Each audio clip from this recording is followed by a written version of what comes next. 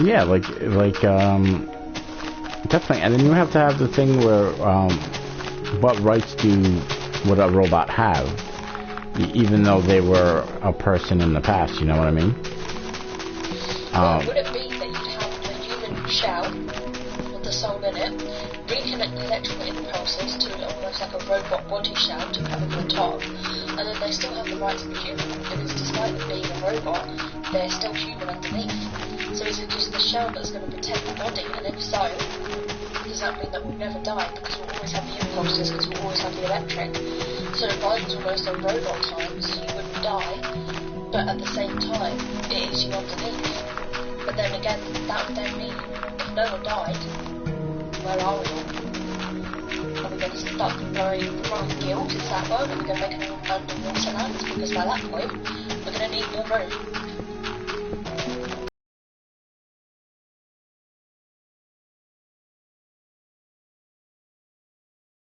Well, we're human, but we're in a robot suit. Will we need to breathe, or will the robot do it for us? That's true. That's very true. Like, that's like what a lot of like science fiction writers who do stories like that, you know. What would being in a robot body be like? Would you be able to feel anything? Would there be human emotions and feelings and thoughts? Like, would you be able to have feelings that the person that passed away have? You know, if you loved somebody and then you passed away, and then your brain basically is transported or downloaded into this robot body, do those feelings go away? You know what I mean? Do you still have those feelings? You know, it's a whole thing. Like, would you want to risk it?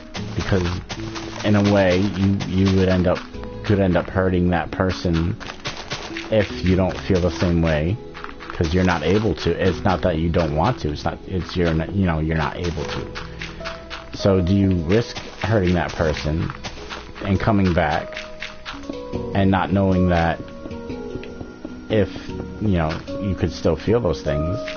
Or do you just say, okay, it's I had my time here, it's done, and that's it? It's really tough. It's a decision that I think a lot of people would have to actually think hard about. I didn't know. And then what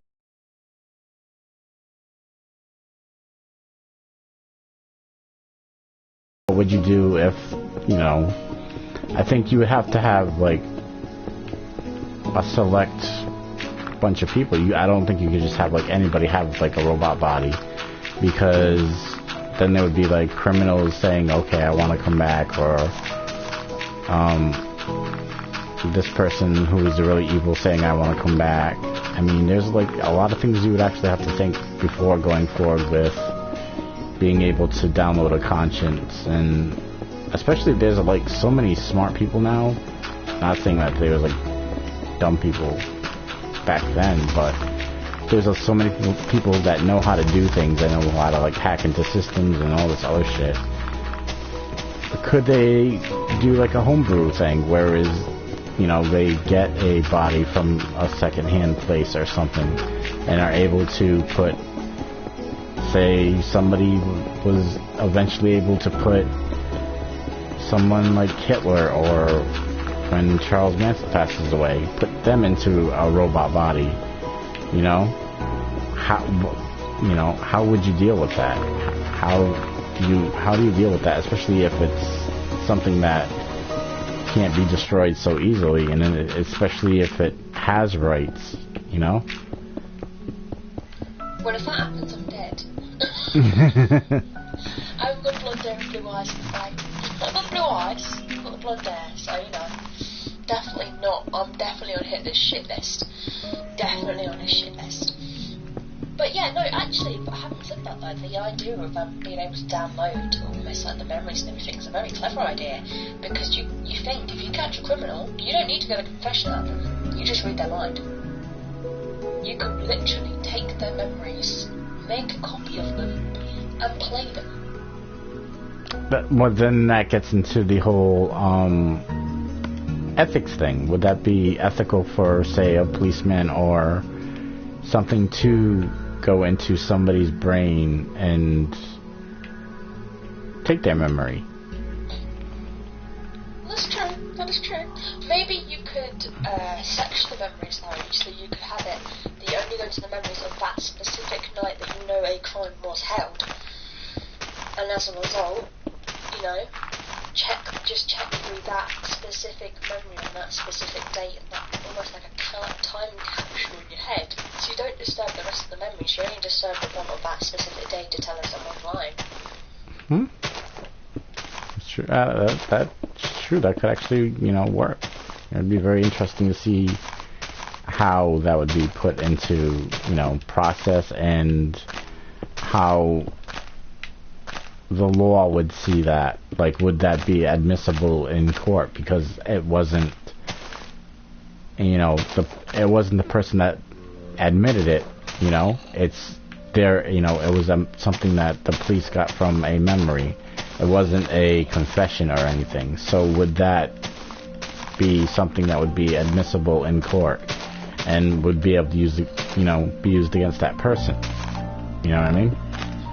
Yeah, is it sufficient enough? That's the question. But you can think that victims of it, if they survive, they can literally replay the memory of what happened to that victim and get identities. Just from that, they can stop the memory. They can look at who's the perpetrator. I think it would make arresting them a lot quicker. It could solve crimes.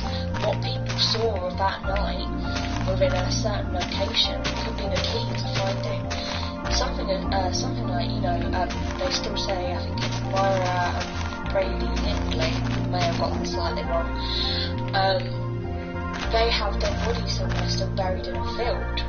So would it be that, would you bring them back, or to take their memories to basically kill them again, to try and find the rest of the bodies for those families that have lost them?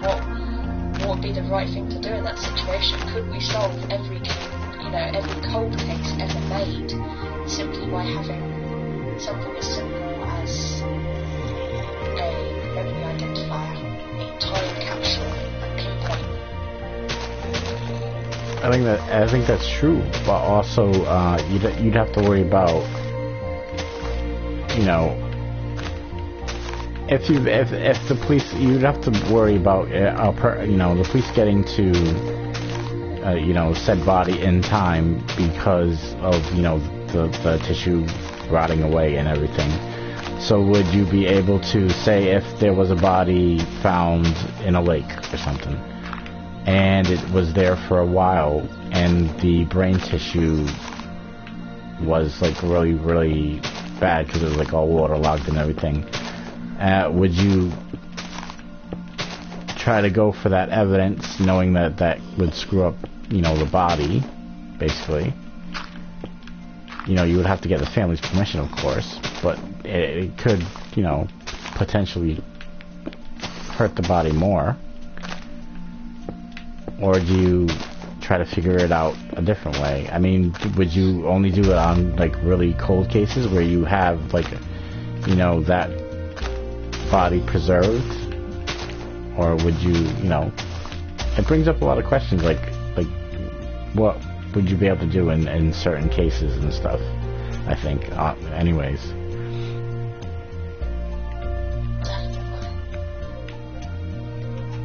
Of course, you've always got a team for records, haven't you? So you kind of know. But then again, look at, this is going to come out really bad, could get in trouble for this one, corrupt cops. Sure. Okay? Corrupt cops. There are always those one or two that are corrupt. Everyone knows it. You may not know who they are, but there are always one or two that are slightly off the mark to everybody else. And the question is, what would the corrupt cops do with the information that the good guys have got? That's very true. It could become very dangerous in the hands of certain people. We think the stress at the moment of having nuclear weapons in every country, and don't tell me that this country or that country has got nuclear weapons. Everyone has nuclear weapons. They all said, no, we don't have nuclear weapons. We all know everyone has nuclear weapons. Because everyone's so scared that they kept the nuclear weapons under lock and key, just in case. But actually, if anyone pressed them, we're all dead anyway. So really, it's kind of stupid to have nuclear weapons. Because one press of that and you've killed the entire world. Whether America, Germany, Italy, God knows where is your ally, you basically just murdered them. You know, who is going to be the one to destroy the entire planet? Is it ever going to happen that nuclear weapons are going to die out and we're going to create something bigger? And we'll never, I don't think we'll ever find a cure to every medical illness, because with every experiment we make, we create a new illness anyway. Yeah. Every experiment we make to create a new cure, the chemicals we've used can still be extracted to make it a new illness. Yeah, So, I think so. I think, like, I seriously think, like, every country has, like, weapons anyway. So, like, I think no matter what people say, I think, you know, every country has weapons, whether they say it or not. I mean, you know, I still think they do anyway. I know that treaty was signed and everything to say no one's allowed, you know, chemical weapons, but let's be serious, guys. If you were a government and you were a little country, do you really think you get rid of your weapons of mass destruction if you thought there were bigger countries out there that could literally kill you in one bomb strike? I don't think so somehow. You keep them just in case. That's the thing. I don't think there's a... I don't know, I don't think that... It's not that there's not enough... There was not really enough trustworthy people in the world. It's not how it used to be, you know, when everything was kind of very... Well, even then, was it very fair? You know, the rich, the poor, feudalism, you're going back now. Marxism, feminism, the whole social debate of social norms, etc. Bourgeoisie, all that lot. Was it ever fair? Was there ever a time when the world was fair? Or has it always been that way? Who decided, in the first place, what was what and whose was whose and who was rich and who was poor? Who designed the ideas to create money? What was it that suddenly decided, you know, that human fate was now, right, okay, so instead of sharing everything we have among, we are going to make you pay for it. And if you haven't got it, you should be poor, and you shall not get such and such and such and such. What was it that, you know, made that ultimate decision to stop the sharing and trusting and everything, and just, you know, people become more suspicious, you know, not liking each other. You can get on a train these days, no one will talk to you. It's like dead silent. Trains are the most creepiest things I find, if you've ever been on a train, because yes, there's loads of people, but the amount of people who know what is happening to you just turn their head. They don't speak up, they don't say anything, they just leave you be, because it's not their business, because they're travelling home on the train. And to get involved, you know, is to disrupt a business, and oh, that is that person going to get moody at you, is that person going to start a fight? You know, I don't think people look out for each other as much as they usually do.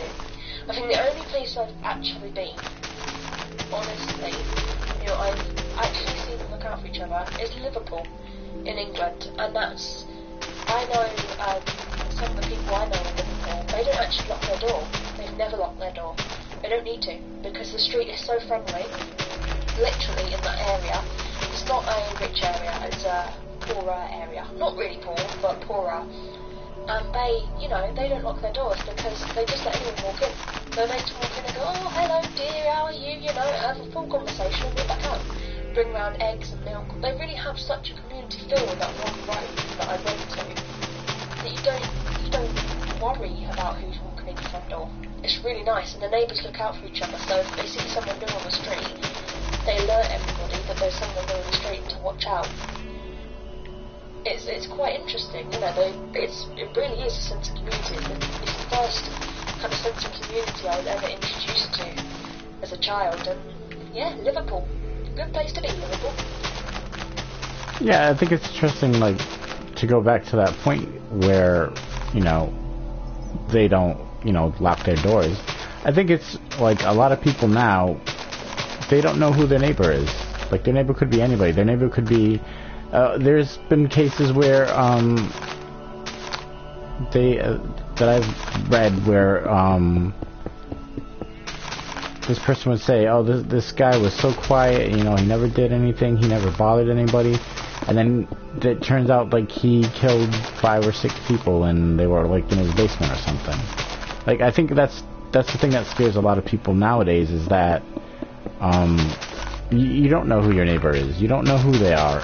And I think that's what makes things like making friends, and I think when kids in school, like especially in school now, they have that trouble making friends because they don't know who that that new kid is, and people are very scared of others who look different, and because they look different or they believe in something else, it's very hard to kind of connect with those people, even though maybe those people aren't hurting anybody. Maybe those people are like really amazing people. It's just people get scared because they don't know who that person is, unless it's their unless they really do know them, unless it's their friend or something like that. And then even then, there's sometimes people will just stick with the same group of people their entire lives, and that's it. They don't they don't go out and try to make new friends, or they just give up altogether on trying to meet people because that's just how maybe they were brought up that way, as to not trust anybody. I think a lot of it is you don't know who your neighbor is anymore. Back in the day, especially I see that now a lot during holidays like Halloween, especially. People won't go to like certain houses, or they don't want their kids going. They only want their kids maybe going to their neighborhood, and they won't take them to a couple like they used to, like 4 or 5 neighborhoods, or walk to different neighborhoods to get more candy, because they don't know who those people are. There's no sense of people say, there's no sense of community. There really isn't. And I've read cases of people, say somebody got like hurt, and the people would just like walk by, or say, I've even heard of a case where somebody was actually, I think maybe probably hit by a car or something. I don't know if that's what it was, but it was something like that. And the people just basically walked by that person, didn't stop to say, are you okay, or this or that. I think it's very rare you see the cases of people stopping, to see if somebody's okay, or being polite. It's really sad, because there were times where it was like that, and it's really different now, and it is sad because especially there are people that are like who get very depressed, and like suicidal thoughts and stuff, and they're afraid to reach out because they're so afraid they're gonna get picked on, or they're gonna be told, oh, it's just in your head, or it's just a phase or something. And if you get told that so much in your life, you're gonna be like, well, nobody's gonna listen to me anyway. What's the point of even trying? So I mean, I think that's that's why a lot of people kind of like stick to themselves now, because they're so afraid of being judged, or being different. And it's sad. It really is sad that people don't try and get along with each other. It really is sad. So I find that interesting, because actually, if you look at my generation, we're not supposed to be a generation of trust. Okay, I was born in 1995, and yeah, to begin with, there was a lot of trust, but as I was growing up, I've seen the trust just dissipate in people. Luckily, my parents, I didn't really have much parenting from my actual parents. My nan and granddad pretty much raised me from when I was little, and I learned their values, and of course their values were from World War II. So everybody was your neighbour, everybody was your friend, and my nan knows the whole street. If someone comes into their neighbourhood, she knows about them, and she will go knock on their door and welcome them to the neighbourhood. It's really weird, those little there's little close communities you come across sometimes that just make me look and go, oh my god, you know, I'm really shocked that's still around. I'm shocked there's such a close community in that little cul-de-sac. Everyone knows each other, everyone's there for each other, you know, you knock on their door, ask for sugar, ask for milk. Next week they might ask for a bit of bread or a bit of butter, or, you know, all the kids play out in the street together. And it's interesting that, you know, kids in the street playing, not only what age do you think you should allow your child to play in the street alone, but also, do you trust the children in the street of your neighbourhood? The whole idea of you don't know who your neighbour is, well, you don't know who your neighbour's kids are either. And I think that's quite interesting. So the generation that I was brought up in, actually, I was born completely wrong generation. I should have been born in the 80s. I most definitely should have been born in the 80s. I love the 80s. 80s songs, 80s music, 80s dress. I should have been born in the 80s. Unfortunately not. But yeah, no, definitely. With the whole, you know, stranger danger thing and everything now, there's so much distrust these days, and so there should be, you know, with all the crimes and everything that you hear about. But then again, that's the thing. Did you, you know, back in them days, yes, you had the radio, but you didn't really hear about too much of the other people's news. It was all gossip. It was neighbourhood gossip, you know, their little close communities. One of the little close communities that I believe to this day is quite close is the Welsh villagers. They still very close-knit community. They know who's who. You know, they kind of look out for each other, and there's quite a close-knit little villages there. There really is. But yeah, it's weird how, watching from what I remember as a child, and I went trick-or-treating as a child, I could go wherever I wanted. My nan used to take me out. My granddad used to wait for me to get home. He'd stay up late at night, bless him. And yeah, I'd come home and I would have been to the whole neighbourhood and round the next neighbourhood and up the other streets, and they'd all be perfectly fine. But the cases that are coming out these days of children being poisoned with arsenic, people putting razor blades in candy. Like, well, what part did we get to putting razor blades and cyanide and arsenic in candy? Where does this come from? Who on earth had the idea that this was a great idea? What are you achieving from this? Is there, you know, is there more serial mass murderers in the world now? Is it what is it? What suddenly caused generations of people to think it was okay? Or has this always been happening and that they just didn't know about it in them days? Did they just not know that, you know, that person there was bad, or that person there was doing something, and that person there was doing something? Was it because of the radio, you know, that things started getting worse? Is it the news today that we know so much? Is it the fact that the news bigs up stories, and the stories aren't always completely factual? And what we think we know, we end up finding out it's completely, you know, bullcrap by the end of it. It really wasn't. You really don't know what's going on unless you were there. It's a difficult one. Media and propaganda. Ugh.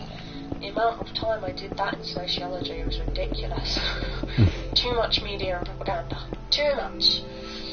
My sister's actually doing that now. She's taking her GCSEs soon, and media. She's doing media, and she wants to learn a little bit about socialism and stuff like that, sociology. So I kind of showed her my old college folder about sociology. She was really, really intrigued, and she used some of it in her work, and she got good grades for that. She's doing really well for her work at the moment, actually. Really proud of her. Proud of my little sister. I think, again, like, a good point is, I think a lot of it has to do with the way, you know, almost everybody's on, you know, Facebook, everybody's on, you know, Twitter, and, you know, I just, you know, I have my Twitter, but I don't really use it, I mean, that much, except, like, when I post, like, that I'm streaming or, you know, doing, I don't know, like, I'll post random pictures or shit like that. I do the same thing on Facebook. Like, if I see something that's interesting, I'll post it too. But I think a lot of it is so many people, like, there's so much gossip and so much storytelling on Twitter, and the thing is, and on Facebook too. There's so much like drama. There's like people fight over things like a month ago, I had a fight with a family member on Facebook, as you know, and it's just like it's so. It's a plus because you can keep in contact with people. It's it was the evolution of MySpace, because MySpace was like you had your pictures, you had your favorite bands and all your other shit that you liked, and Facebook was just kind of like an upgrade for that, and it connected you to so many different people. But I also think that in a way it gave people who were dangerous another platform to kind of go after people who are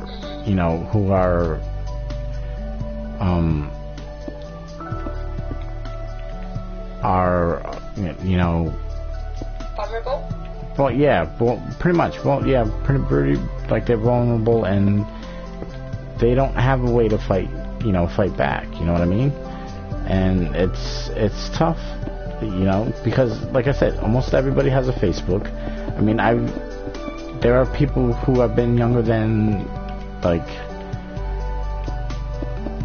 9 or 10 that have had Facebooks, and I think that people see that, people who prey on children or something, or people who prey on others that are disabled and want to hurt somebody, and I think they can easily do that on Facebook. And I've read posts of people getting hurt and people being bullied on there, and Facebook not doing anything about it or saying they can't do anything about it, and I think that's complete bullshit. But I think that's too. A lot of people spread rumors about their neighbors, and like I said, there's so much drama on there, and that's why it's a double-edged sword. I like it because I'm able to talk to people that I want to talk to on there or need to talk to on there. But then it's also like I said, so much drama, and sometimes it's not even worth it to just go on there. So in the end, what do you do basically? What do you just pretty much have to deal with it.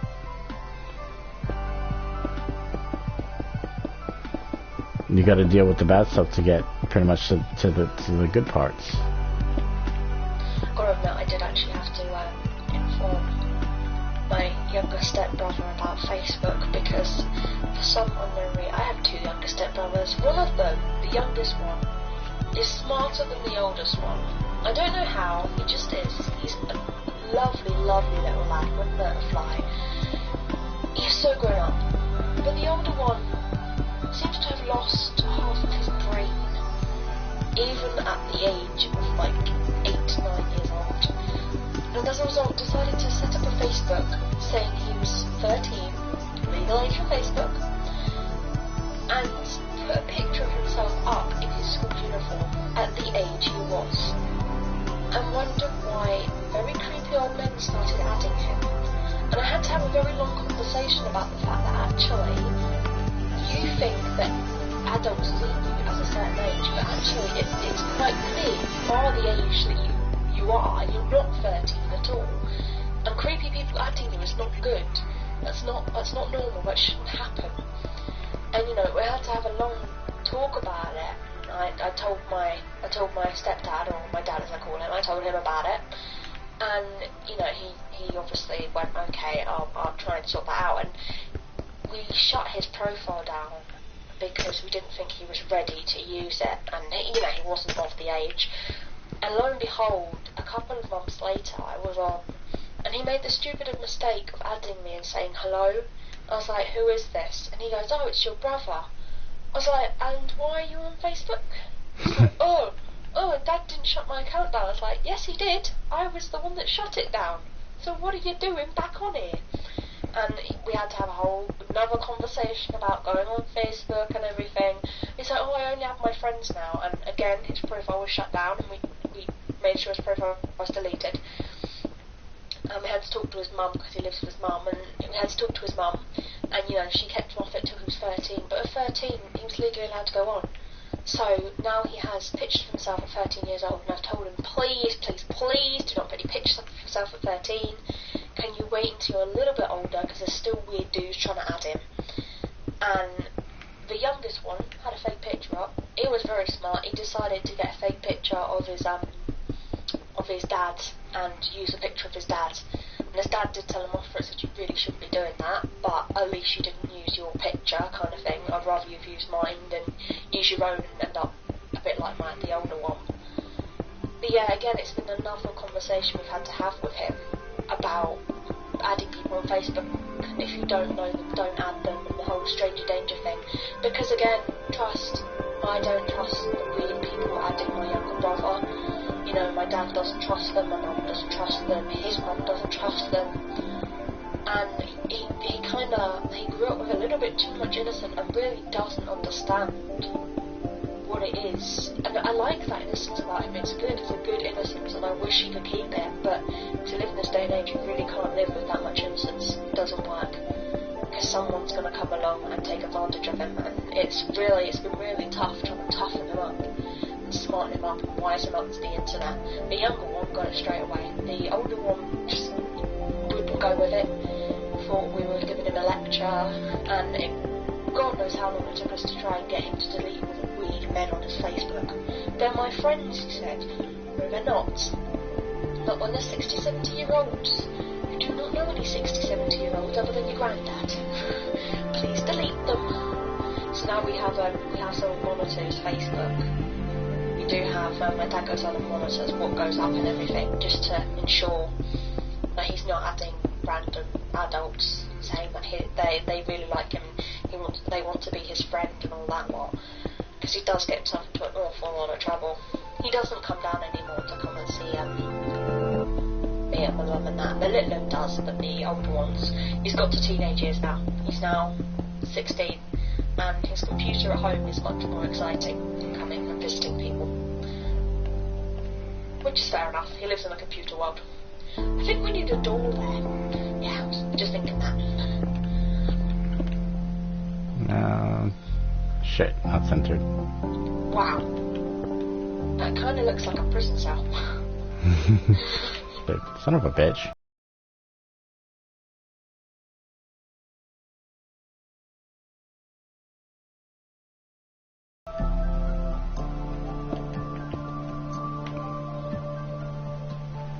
Trying to see which. Did you make it odd? No, moreover, that side. Okay. How about like that?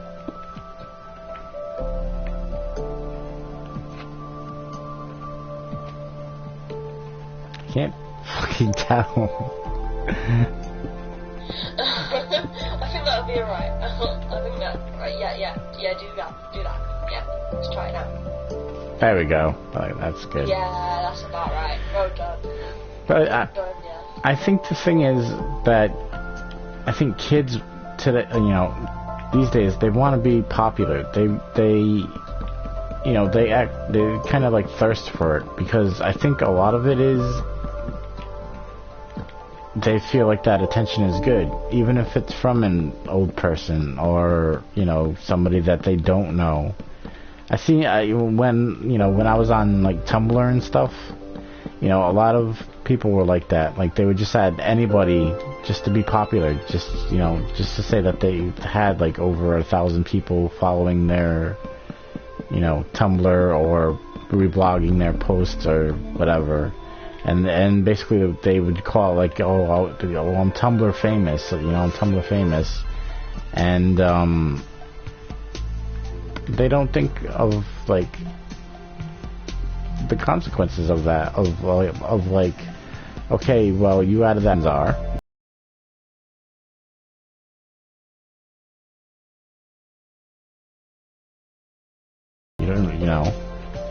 And I'm not saying that like everybody on that you know, on Tumblr is a jerk or anything like that. I'm just saying that there were a lot of people that were really rude, and they would always send me rude messages. I shouldn't have been on there, you know, I didn't belong on there, and all this other bullshit. And I was just trying to just enjoy it. And personally, for me, I was trying to make friends, and that's just how I was, just trying to make friends and enjoy my experience on there. And there's a lot of, like I said, a lot of crazy shit. There was people like I said, that would post all kinds of stuff, and they wanted to be, you know, Tumblr famous and everything. And I think that's the thing, that there are people who have that, you know, that low self-esteem, and they're not getting it, you know, whether it's from their parents or from their friends or, you know, the people around them, and they go online and they see these people, you know, commenting on their posts, or, you know, wanting to add them on Facebook, and they don't see, you know, how that could be taken as, oh, well, this person added me, you know, maybe they want to take things a step forward. You know, there are people that are like that. Lonely. I find that actually with the whole trust issue, a lot of kids are lonely. So they turn to social media because there are... The problem is, with social media, obviously it's got its dangers, but everything's got its dangers. But on social media especially, it has its dangers because, yeah, that person may want to talk to you, and in their head it's very innocent, you know, I'm not lonely anymore, I have someone to talk to, they comment my post, they're nice to me. But to adults, we see it from a different point of view. We see it from the point of view of, actually, how old is that person? Why are they messaging you? You know, that's not quite right. And I find a lot of kids get upset in that situation because in their head, well, it's just a friend, why are you in my business, why are you trying to upset me? And it's not. It's just that we understand their dangers more. But then how much do you want to inflict fear into your child to show them the danger? How much fear do you have to inflict? How much is too much? And that, I find, is a very difficult question. It's true. It's very true. Like, I would go on there and I would try to be as nice, you know. I would friend people that were younger than me, but that was just to be friends. And then anybody that wanted to be my friend, you know, I would friend them back. But there were people that would be mean about it and be like, oh, you're too old to be on here, or you don't belong here, or, you know, this place is just for younger people. And it was sad because, you know, as a person, I wanted just to go on there and like make friends and just have fun. And then there are people that like completely ruin that because they think that I'm something that I'm not, and then they're very rude about it. So even if you go on there and, like, I would go on there and I would see that somebody was depressed, and I would like try to talk to them and say, you know, things are going to be okay, hang in there and everything. And then, you know, people would come out of the woodwork and say I'm a creep, I'm a weirdo, and you know, all this other stuff. And when I was just trying to help this person feel better because this person was suicidal or wanted to hurt themselves, or, you know, like a million other things. So it's tough because you want to help those people, but then there are people who see you as, oh, you're just a creep, or you're just something else, you know. And that's why I'm always worried about saying something or somebody taking something the wrong way, even when I don't mean it that way. I'm just, you know, I just want, you know, I always wanted to help people, and, you know, there are people that don't see it that way. And it's sad because there are people that have been, you know, that have been hurt because of that. And, you know, it's sad that there are people that are that way or think that way. But then again, I guess I can see where they're coming from because they don't want to be hurt. You know what I mean? But there's that question, isn't there? When is it okay for an adult to step in on that occasion without being judged? I mean, especially people with mental health, that is obviously a big issue. Is if you've had mental health issues yourself, you know at least some of the pain that person's going through. You know, when is it okay to step in? When is it okay to go, actually, don't worry, I'm not alone? And how people judge you for that, you know, it's a difficult kind of situation to get your head around, to kind of go, okay, well, that's that, you know, I can help that person, but I can't help that person because someone, you know, but at the same time you're thinking, well, why didn't someone step in for me? And, you know, if you could have helped that person and just made that one person rethink, is that not a good thing? Maybe the parents didn't realise, maybe their friends didn't realise. A lot of mental health people, you don't realise they've got mental health issues. They don't tell you, they keep it very quiet, they're very secretive about it. And for them to come online and voice what they actually feel, if no one knows about it other than the people that are on there, then is it okay for an adult to help them? Is it okay to talk to them? Because actually you're not doing anything wrong.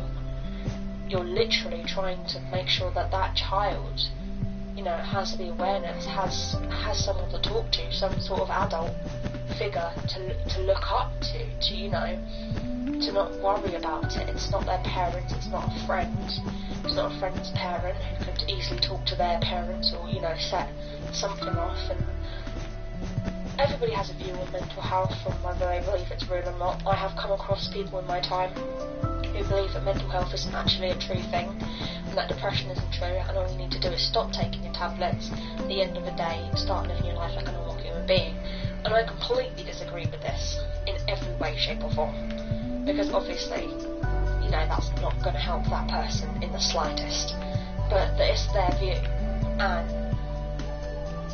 it would be that question of, if it was someone younger, would it, you know, would helping cause more trouble for you than letting that person do what they feel? But then at that point, you know that you could have helped that person. So how do you feel when you know, if you suddenly hear something on that Tumblr of, oh, that person died, the memorial page comes up and you go, yeah, but I saw them literally last night. I saw that person.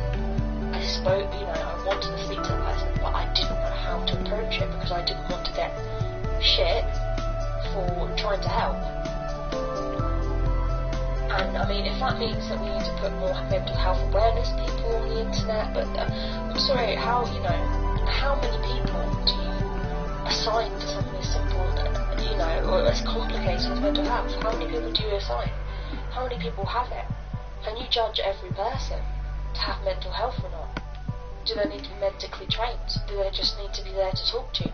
What you know, is there enough support? I don't think there is enough support for mental health, especially on things like Facebook and Tumblr and things. I really don't think there is.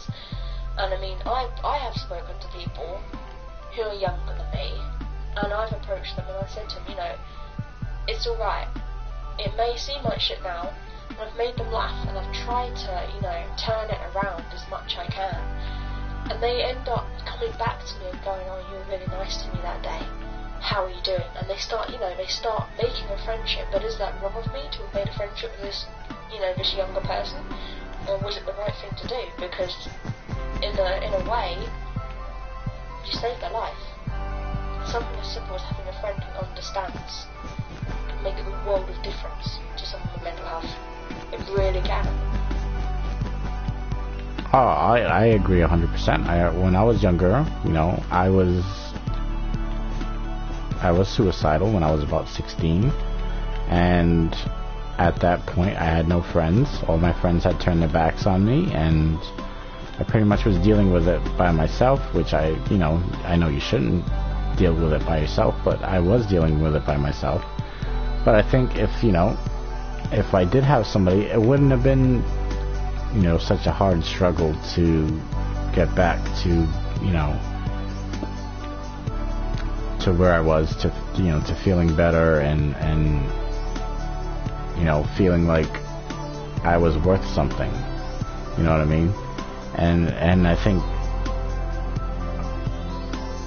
like one time when I was on Tumblr, I saw there's this girl, and she was like extremely depressed and sad all the time, and she would always make sad posts and everything, and people would say, oh, you need to just cheer up, everything's gonna be fine, and then I heard maybe a month or two after she stopped making posts and everything, and everybody was like, oh, I wonder where she is, I wonder what happened, and apparently her and a friend drove their car to these train tracks, and they actually let the train slam into their car, and they both died. And it's sad because, you think, somebody could have talked to them, somebody could have reached out to them, but there are people who are just like, oh, you just need to get over it, it's nothing, it's just gonna go away, and it's sad. It's sad, and if somebody tries to reach out to them and they're a guy or something, because it was a girl who's depressed, they're gonna think, oh, that guy just wants to get in her pants, and he doesn't really want to help them, and all that shit that goes along with stuff like that, especially on a place like Tumblr or Twitter or anything like that, because that's all people think, are going to think, oh, they just wanted to get in that girl's pants, they didn't want to really help them or anything. And I know a lot of people thought of that of me, and that wasn't me at all. I wanted to help people, and sadly after a while I just stopped trying to help people, because I was sick of and tired of people thinking bad things about me. And I was just like, okay, you know what, I'm done, and I'm not going to do it anymore. And it's sad, because I would see people, girls or even boys who were depressed and who could have used a friend, and it made me think back to when I was younger, and I could have used a friend, and it's just it's sad the way people think. Agree. I mean, I know a friend of a friend of a friend, one of those, and their friend had been depressed for a while, and her parents hadn't noticed, and the only person that had noticed was her boyfriend. And on that particular day, she needed him more than anyone, and he had, I think he'd overslept or something like that. His phone had died or something, and she had no one to turn to, and she sat and cried in the platform, and no one approached her, and everybody then watched as this girl full pelt ran at the tracks, got hit by a train, and everyone carried on the morning.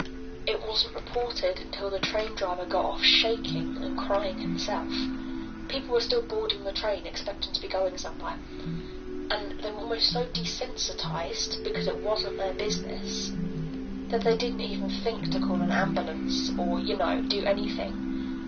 They, if they didn't even help the train driver, they were more interested about how long it would take to get the train platform up and running, because they had to go to work.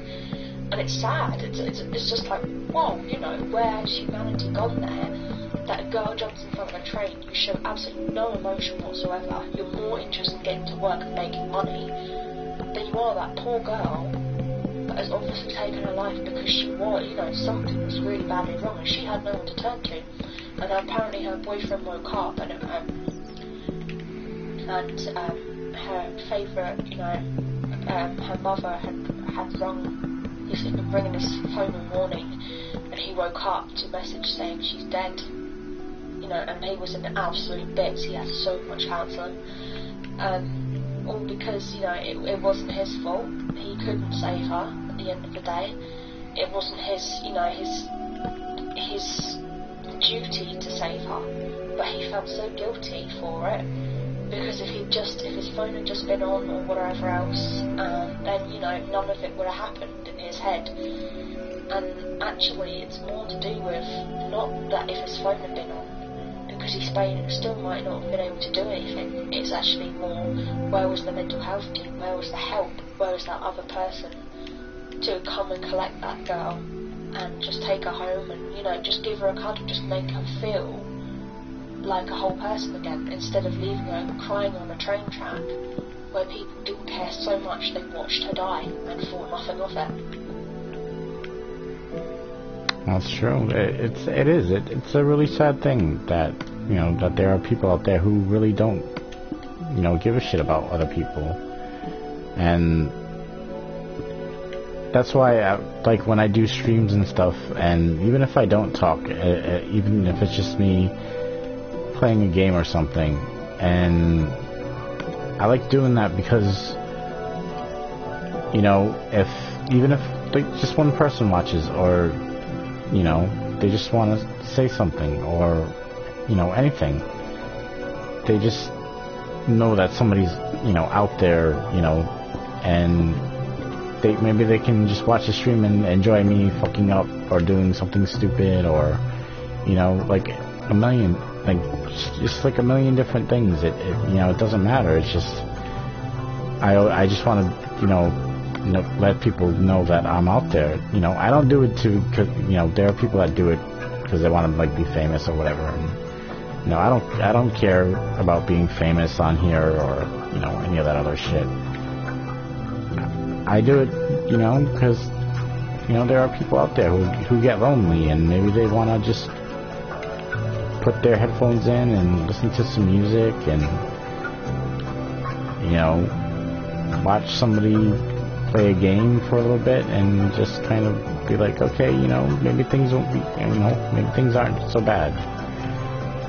Maybe even encourage them, you know, encourage them to not, you know, look at your game and see the happiness in it. See that actually they can almost fade away into their own little world just by watching you create yours. You know, they can look at your ideas and go, do you know, I would have done that and I would have done that slightly differently because I would have done like that, and then inspire them to go ahead and create their own world in their head. Almost take their attention away from the bad in the world so they can create the good in their own head. So they can have just 5 minutes of peace to really, you know, really concentrate on just not the world, just life, you know, not life as a whole. Just stop everything for 1 minute, so they can just, you know, have that little bit of time out. Oh yeah, I agree. I agree with 100%. You know.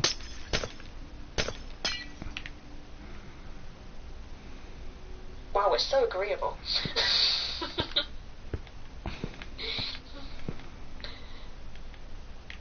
I love it. We come on here, we're building in Minecraft, and we suddenly become philosophical and start having these really random conversations. Like, we never have, you know, we do have conversations, but we never have such long philosophical conversations like we do when we're playing Minecraft. Minecraft's inspiration to the philosophical opinion of others. I love it. It's brilliant. Go Minecraft.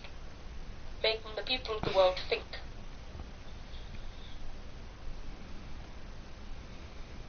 Tell you what, I personally think, right, is that anyone with mental health should be given a box of Lego. I know that sounds weird, but actually, Lego can be quite soothing. Creating your own house and your own world out of Lego, no matter how old you are, just to sit and build something constructive with Lego. Almost like Minecraft. So Minecraft on the PS4 or Minecraft on the PS3, wherever you can get Minecraft, or Lego. Just simple box of Lego, you know, a certain amount of pieces in, and just create something. Create what you're feeling, create what you're thinking, just develop, you know, anything that you feel at that point in time. And while you sit and think, you're doing something constructive with your hands. And I think that, for me, I use Lego an awful lot, because if I was trying to concentrate on what I was building or what I wanted to build, or I was using my hands, I didn't have any time to be thinking about what I could be using my hands for, other than to, you know, build something. So it became almost like a little strategy of, instead of playing with knives and razor blades, I played with Lego. I think it's very it really is. It's very therapeutic. Like when you're doing something like this and you're figuring out, okay, I like this to go here, or I like this to go over there, or something like that.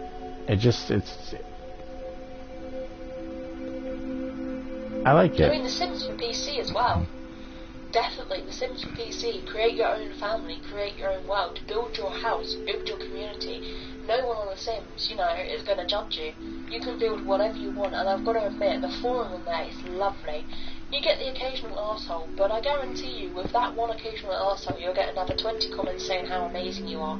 And they will probably kick that arsehole's head just for attempting to be mean to a viewer or someone who's created something on their channel. Because they really do have a really lovely sense of community.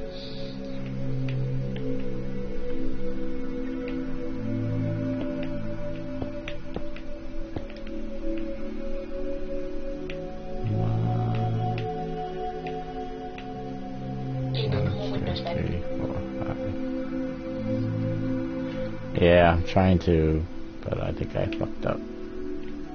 I think I fucked up. Nah.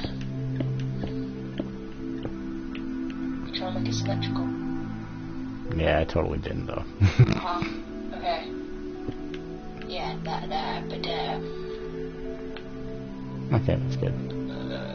Okay. You can count the bricks. Hey. Who has time for counting? I don't want to count. But babe, like, one of your windows is out. What do you mean? Oh no, there's 2 bricks either side. I lie. My windows aren't out. Hey, look. It's just my head. Look fine. I'm just checking. I think video games are very therapeutic, when you play them, and I think that if you do have a game that has like a really good community and stuff, that helps a lot also. I'm just loving the size of the ring right now. Yeah, I know. I wish I could scale it down. It sucks that I don't know how, I don't know if there's a way to scale them down, or I think that's the only way you can build them. Yeah, pretty much. But having said that, it looks awesome. Who's to say we can't have giants? There is the giant, is there not? Yeah, there is. Or now known as the Big Show. So there you go. It could be Big Show's ring. What are we up to? I figured I'm gonna do the purple down here. So it'll be like magenta, white, and then the magenta again. Oh, that's a nice idea. So yeah, I gotta find it. What color did I use? I used that, right? Yes, I did. The magical color of purple. And I got the turnbuckles right here, which is nice. Look at you. Alright then, Starcats. Wow. This is looking awesome, man. Thank you. Loving the creative guide right now.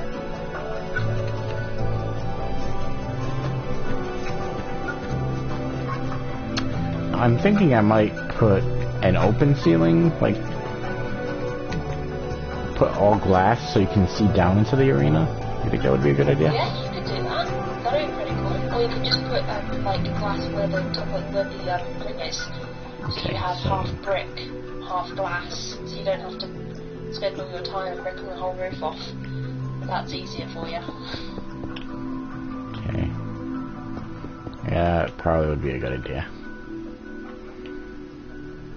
No, I mean you can do if you want to, but floor might be a little bit easier for you if you just did it that way.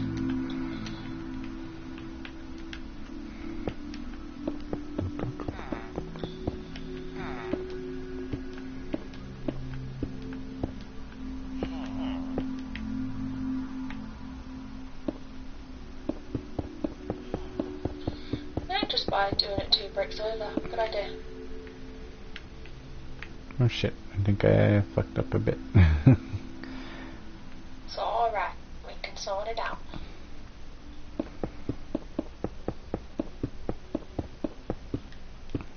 Okay, yep.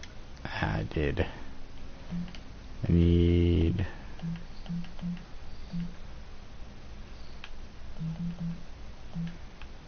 Where are you?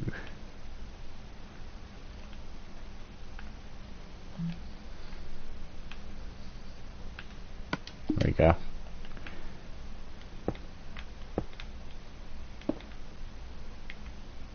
Okay.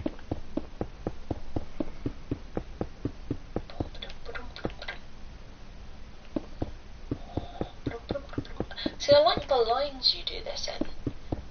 I really like your lines. My granddad would be really proud of you. Yeah, I tend to do it like this all the time. I don't know why. It's just, I guess it's easier for me to do it like this, because then I can just go, okay, another line this way. I tend to do that. Yeah, I tend to do that when I'm destroying like dirt blocks and replacing them with like the floor and stuff also. I noticed that. I did.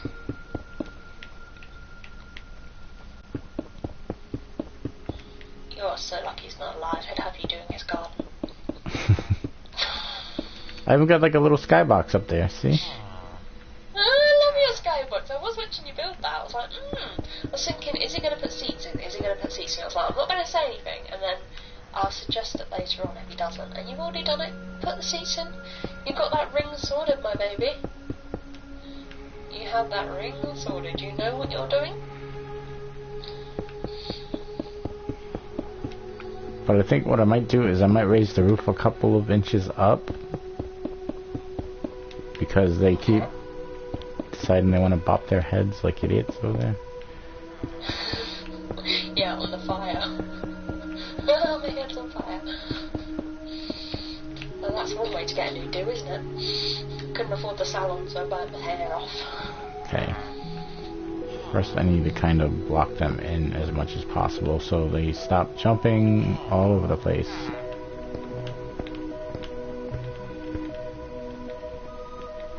Oops, I have to break that. Nope. There we go.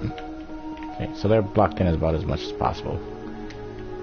Okay, I'm gonna raise this up. Good idea.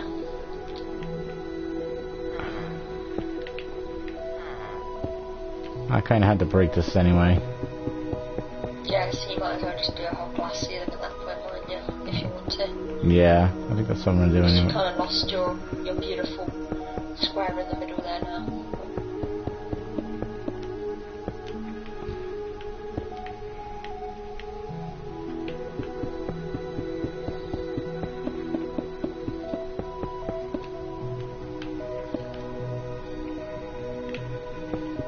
Haha.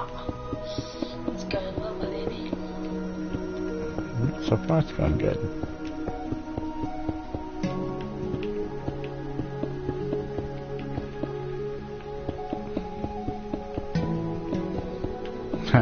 We have an arena next to the comic book shop. That's perfect. Why not? I reckon, right, that the owners of the comic book shop, meaning me and you, right, should technically have, right, a roof space, so that what we can do is see through into the arena. It's probably not good for business, but you can technically sell tickets to sit on our comic book shop roof. Very true. Don't want to go to the arena? It's fine. We have tea, coffee. You've got Pepsi for those Pepsi lovers, but you are replacing the bottle.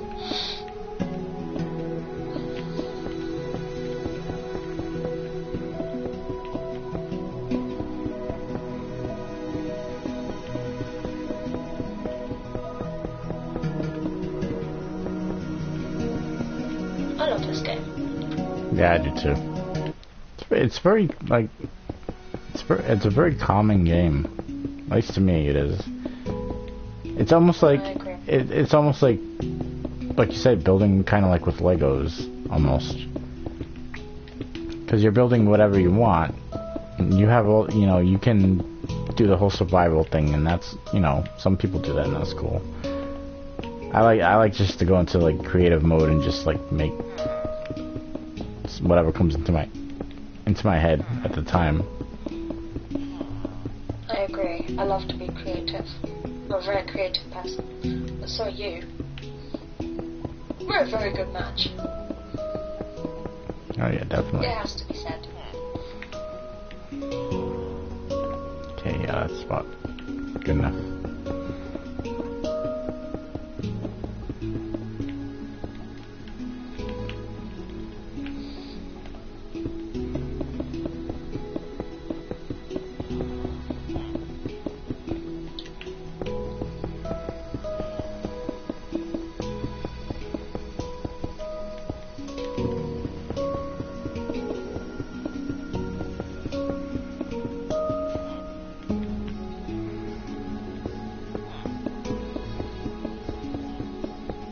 This has just become the new toolbox builder.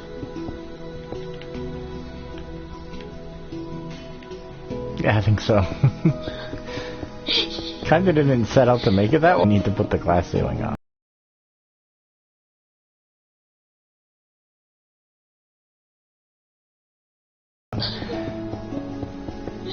Yeah, you do need to put the glass in there. But yeah, definitely. I suppose it's supposed to be seen. There is wrestling going on in there. So who we got lined up then?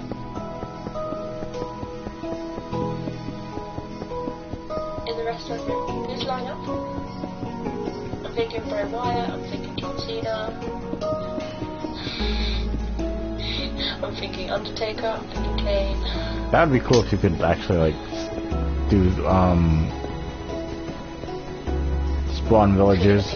Yeah, spawn villagers that look like that. That would be pretty cool. Oh, that'd be amazing. Maybe we should issue it to Minecraft and put it as an extra thing that we really like. And they, you know, because there's going to be a Minecraft 2 one day. There will be a Minecraft 2. Maybe we should, you know, put it up. It's really cool if you could like add little hats, little, you know, costumes to the characters. So like you had a specific, so if you had like a specific couple of colours of,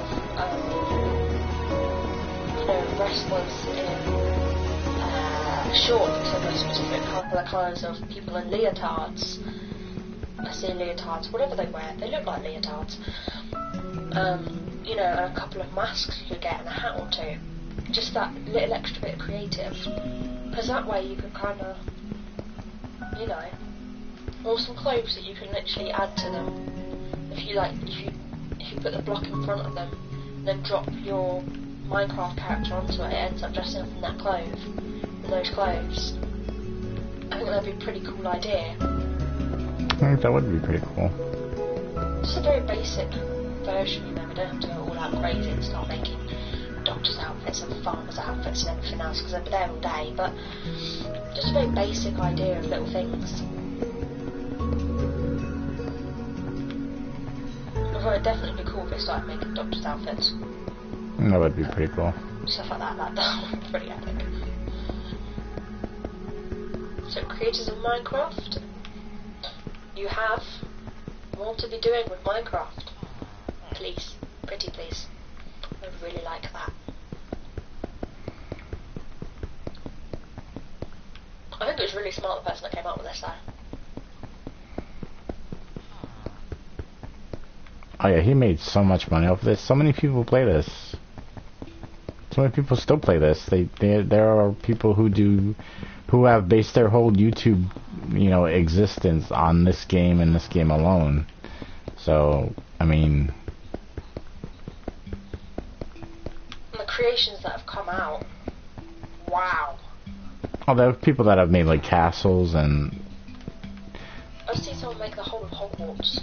Yeah, pretty much people that have made like parts of London, parts of that have made the White House, and it's just crazy what they can do. People, how many hours do you have to spare with your marvelous creations? You are the true PlayStation Lego heroes of the 21st century. I love that little icon in the corner. Cannot operate your PS4 with your voice right now. I'm not trying to. But thank you for noting this, PS4.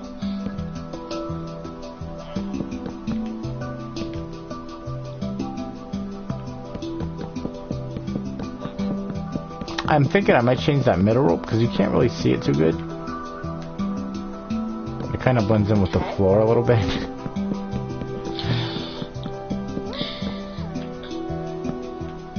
So I'm thinking I'm probably gonna end up changing that. You change until you're happy. What color should I use though? Like what goes with purple? Blue, white, black, red goes quite nicely. Purple and red can go quite nicely together. So you think red? Alright, let's see what we got. Jump, thank you. And I'll probably put some more seats like around this way. Yeah, good idea. But do we need an entrance to ticket everyone in? I'm thinking maybe I could build that outside, you know? Like maybe right... Holy shit! Like add-ons, right? Yeah, like it could be like right here. There could be like you in the olden days there would be like a ticket booth, like a ticket stub booth, and then that's when you would go in and then you could sit in your seats. I got even the like the steps, so you can, when you would get. I know, I saw that. Every little detail, babe. That's awesome. Need to get some doors on there, though. Yeah, and I gotta check if all my villagers are still around. I don't know what the hell happened to all of them. Those two are happy up there. I have to figure out what I'm gonna put in there. I'll probably put maybe a golem or something, a couple golems, if I can. Alright. Let's see. Red wool. Nope. There we go. Red. How's this look?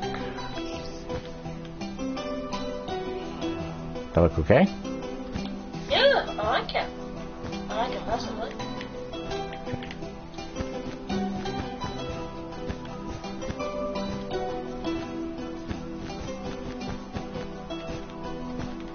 Red is a very distinctive colour.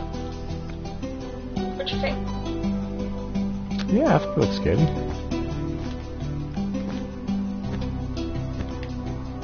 Then you got the blue, like of the ring skirt down there, with the ring skirt with the pike. Yeah.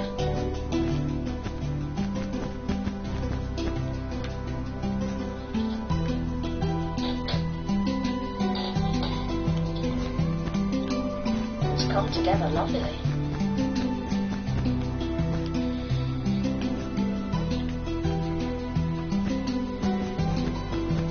I really don't know what my English goes from today. My language is...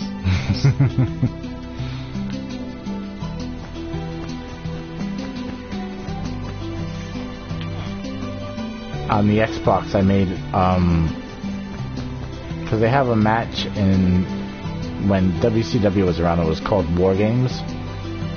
And basically what the match was, it was 2 rings side by side, and then there was a giant cage that they would drop, that they would lower down onto it, and they would have 2 teams, and then one person from each team would come in, and then they would do a coin toss to see who would come in next.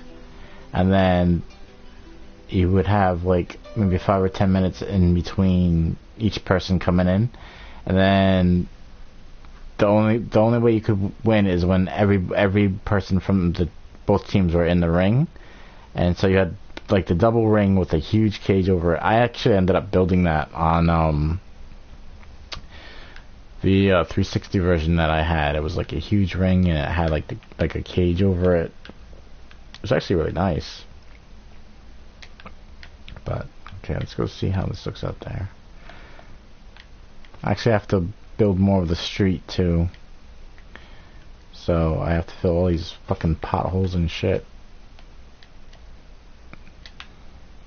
How's that?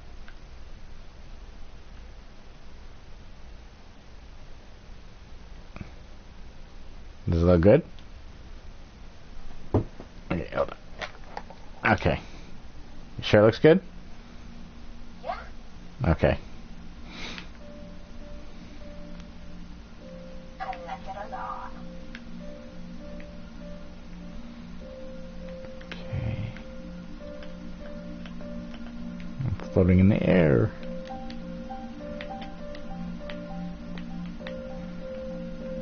Yeah, I think it looks good. What?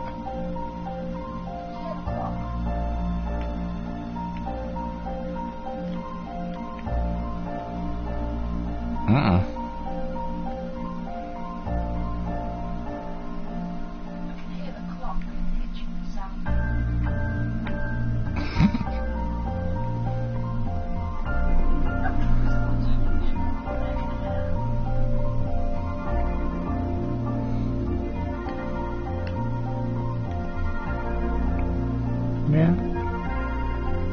It'll do.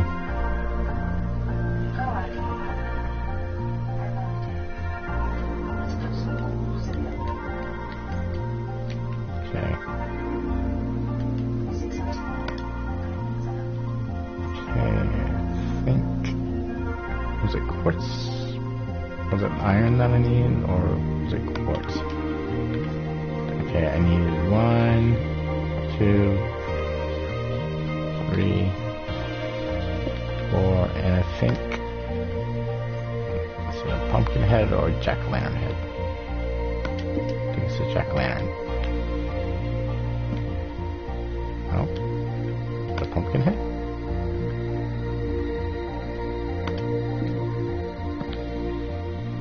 No?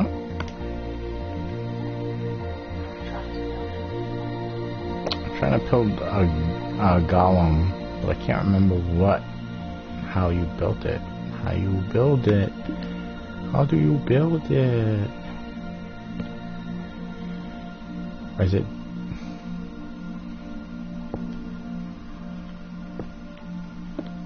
Two that way? Don't remember. Or is it 3 up?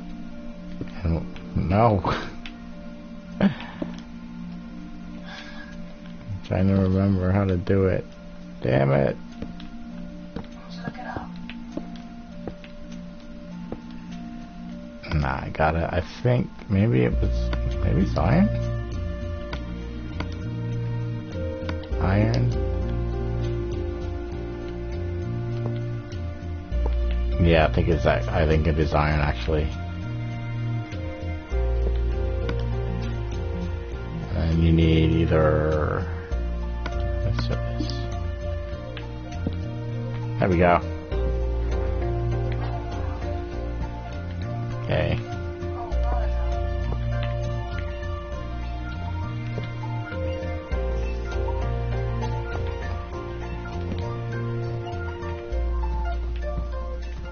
There we go.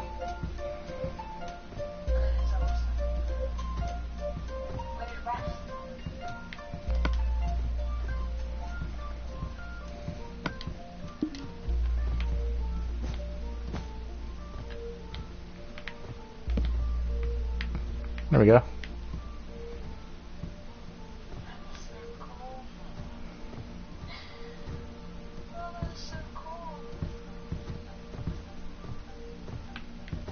Of course he's gonna leave snow everywhere, but that's okay. He's a little snowman. Snow golem.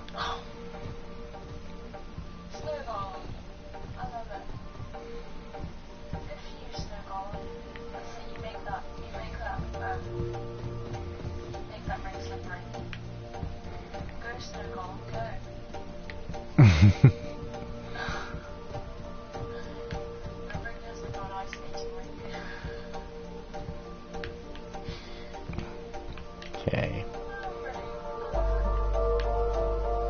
Okay.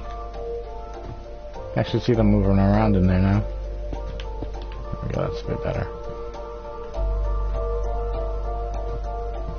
Looks like they're running around the ropes and everything.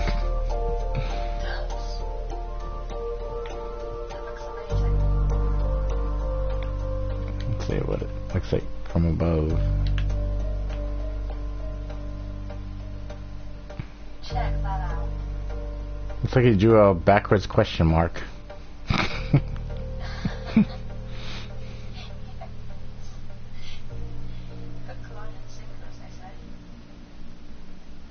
It's pretty cool. And then you get the little people up there watching the match, and hopefully the other people from town will come this way. I hope.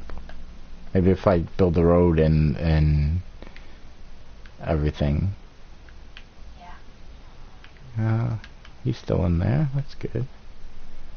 I think some of the people go to bed at night as well. I don't think when you make it daylight, they seem to come out.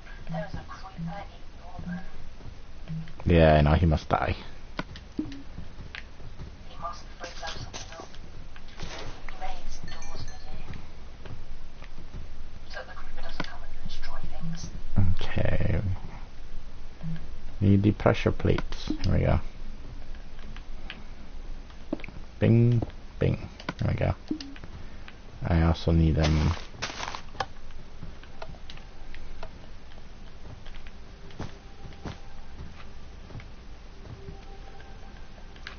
Oh yeah, I gotta do the street some more.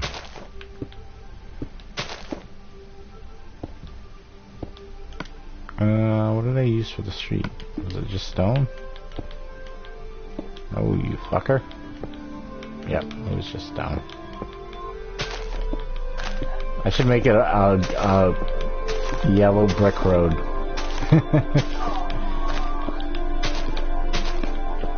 I should actually do that.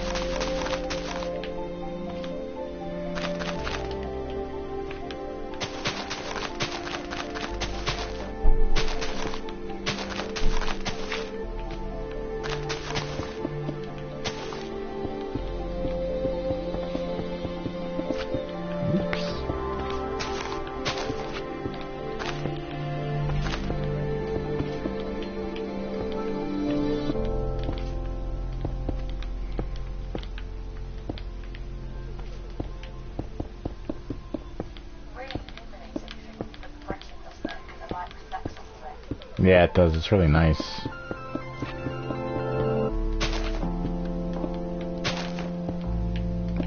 They actually have a brick called, where is it? If I can find it, I'll show it to you.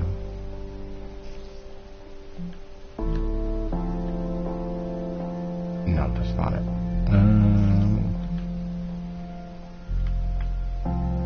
It's called glowstone. When you put it down, it lights things up. That's what I was thinking of, having like the glowstone be the road, basically, like that. And then it would light up the entire pathway all the way down.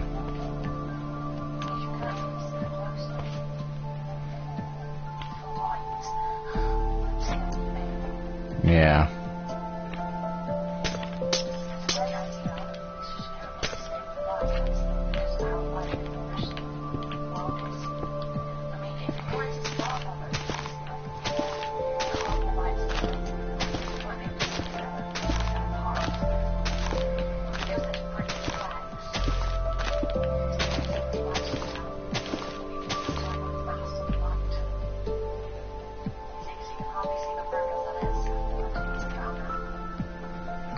Yeah, what I might do is between buildings or something, I might put like yeah,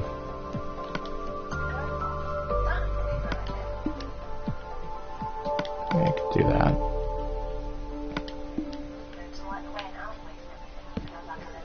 Or I was thinking I could do that, and where's the...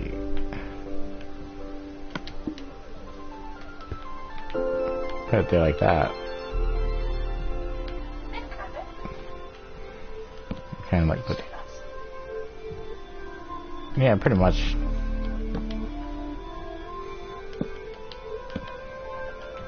And just put it on top like that.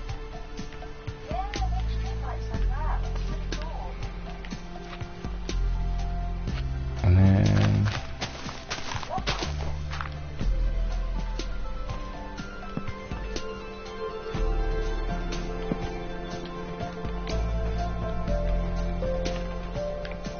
just so it lights up most of the town when it's dark.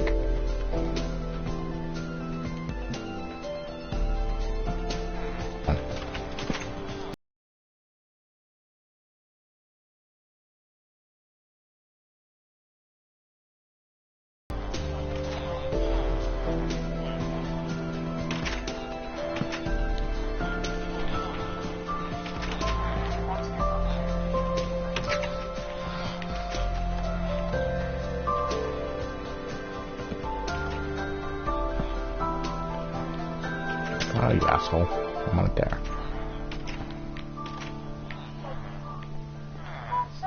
It looks good, and it lights up a lot, too, so...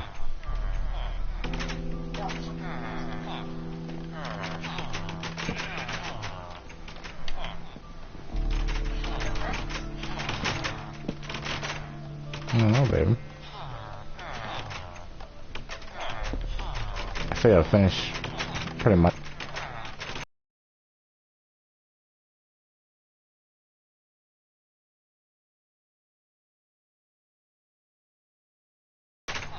Okay, and yeah, see, I have that lit up pretty good. All the way down there. I think I will put a light right here, though.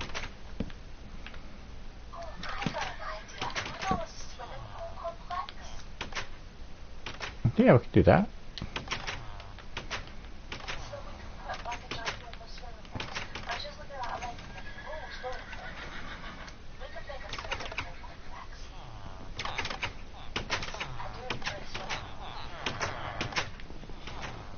Yeah, we definitely can do that.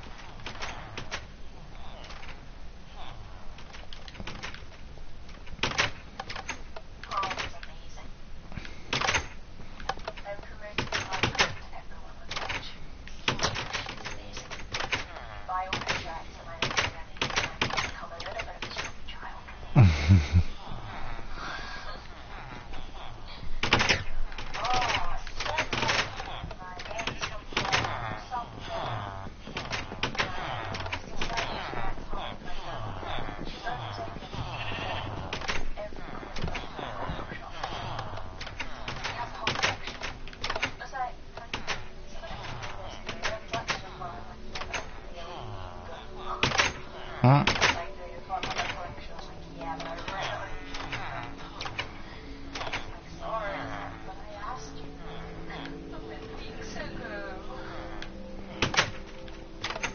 I wonder if they come down this way.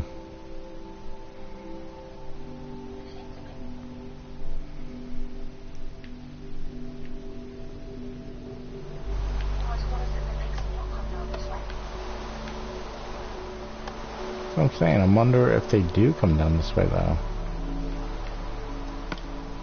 Oh, you know, later on, we need to make like a hotel too.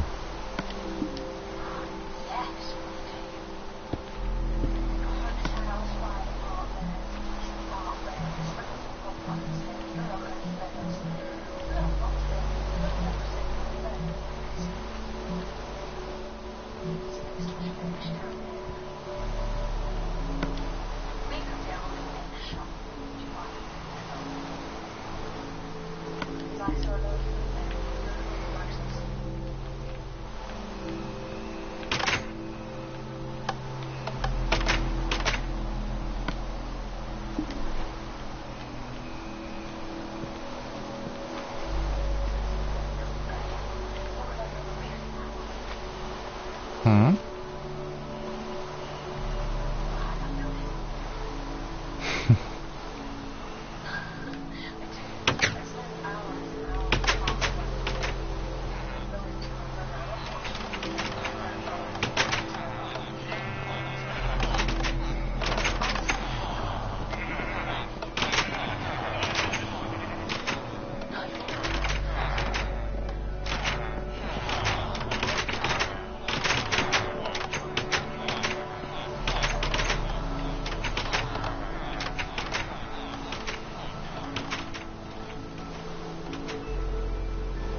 I need to spawn some of them down this way so they can actually walk around and stuff.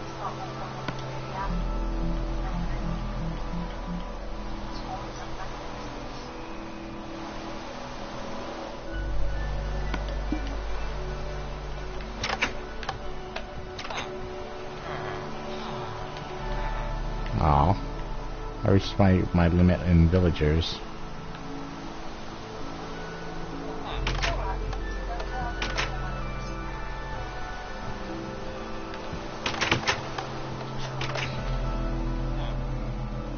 Oh, he's going into the shop.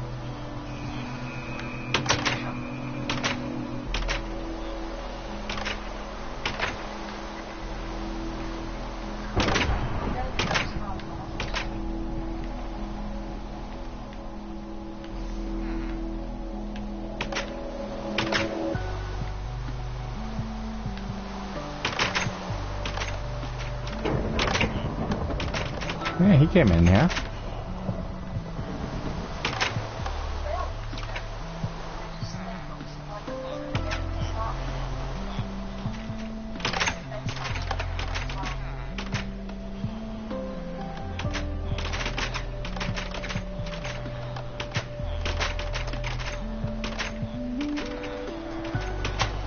But I think I'll be wanting to go into the salon at the moment.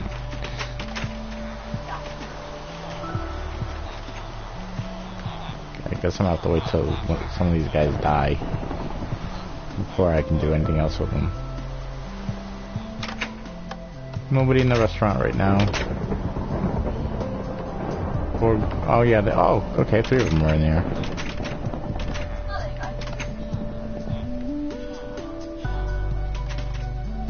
Oh, look at the door, it's broke. Oh. Yeah, if zombies usually break doors down, we'll try to break doors down anyway.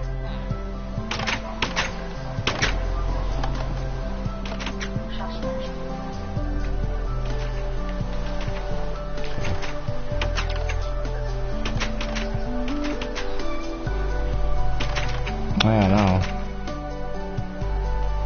See, this is where I want like the edge of town to be, right here, and then I figure I could put like where is it?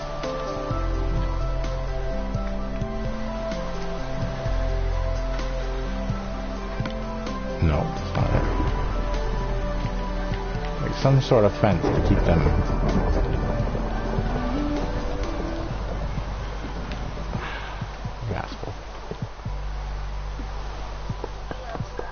Going any further than that.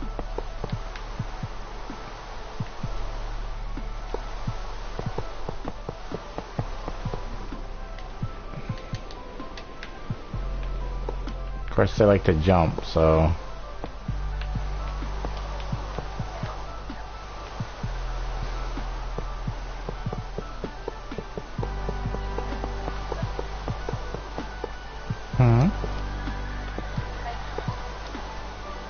yeah, that's the outside the restaurant.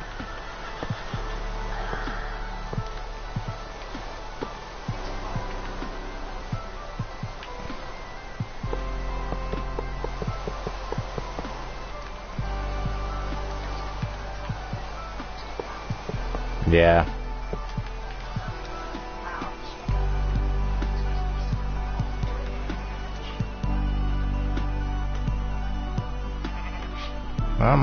I don't mind them really going back here, it's just... Okay.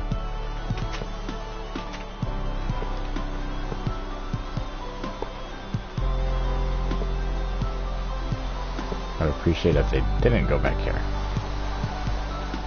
Because then they get lost.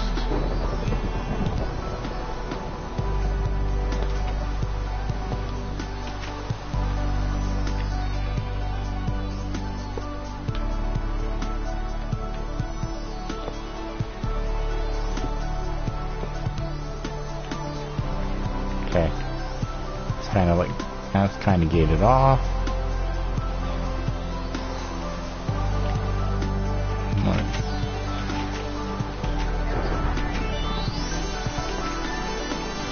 Yeah, I just want to gate it off for now.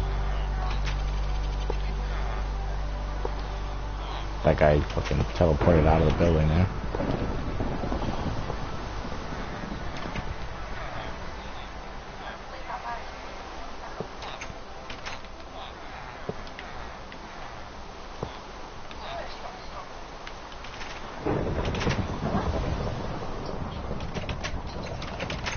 Yeah, they're nice. They are pretty nice.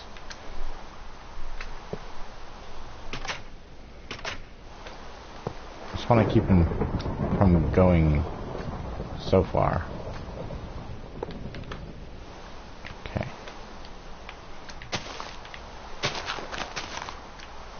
The fuck's your problem, mate?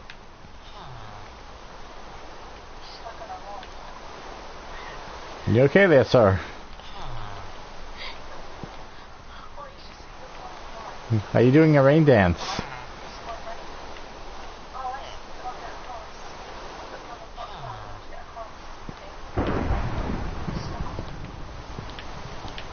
Nice. Yeah.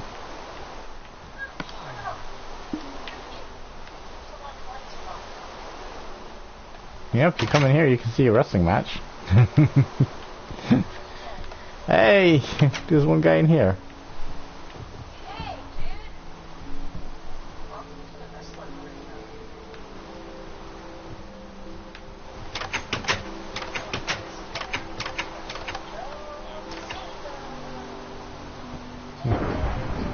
This guy's freaking out over here. That guy was freaking out over there. Yeah, that might be a good idea.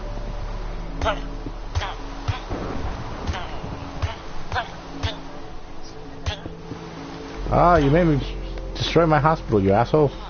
You crazy son of a bitch.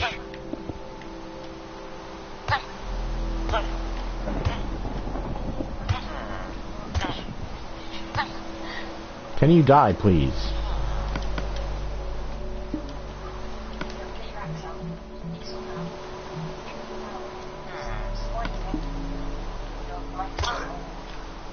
Thank you. Fucking nut job.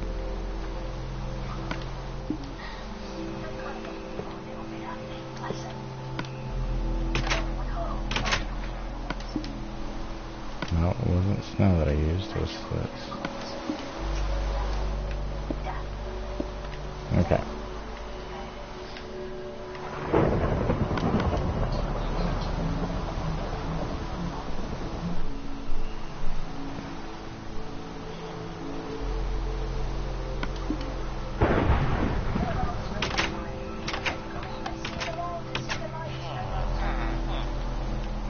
Okay.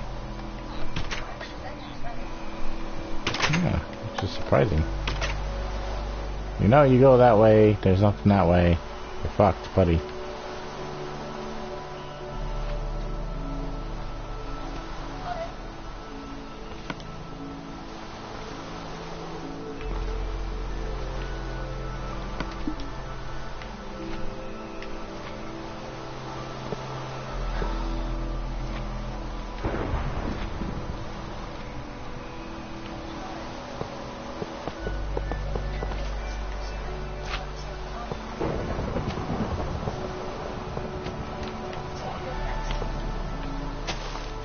That's probably just this for now.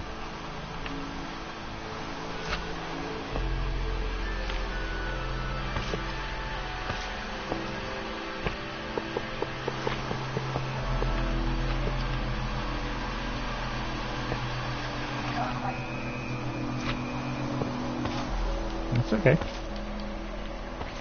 Okay, they're all kind of like trapped in for now.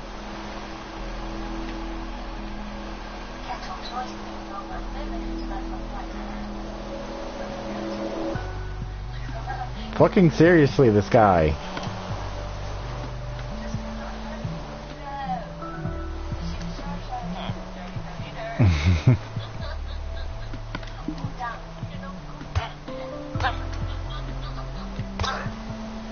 Thank you. Okay, I will spawn you someplace else. Oh, that guy. Shoot.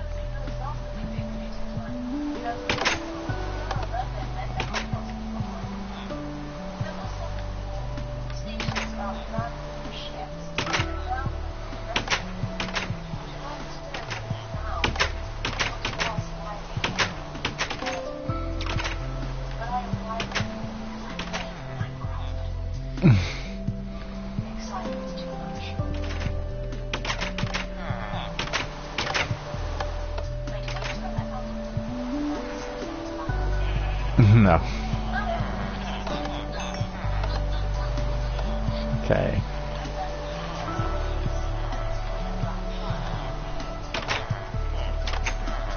They really love that it's like a convention in there or something. Holy shit.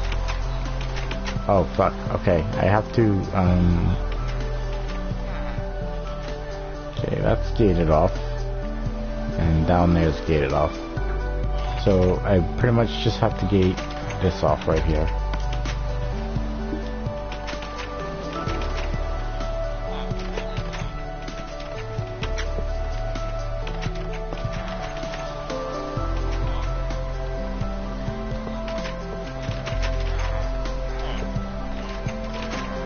Okay. I'm pretty much free to do whatever they want besides go to back alleys and stuff. Oh yeah.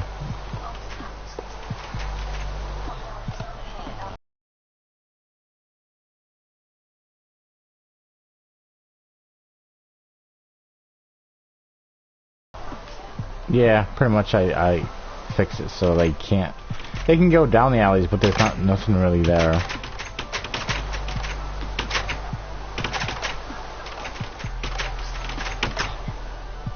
That's the salon, pretty much. They love it in there. It's like their favorite building. I don't know.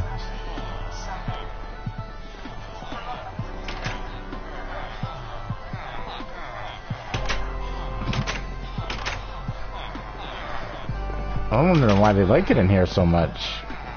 What is it about this building they absolutely love?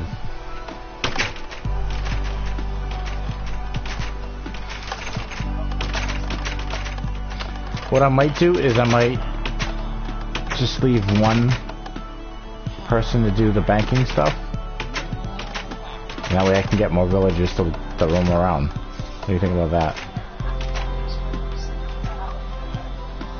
Yeah, no. I might have to.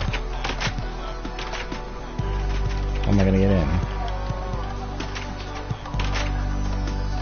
Yeah, no, we do have a vault. Okay.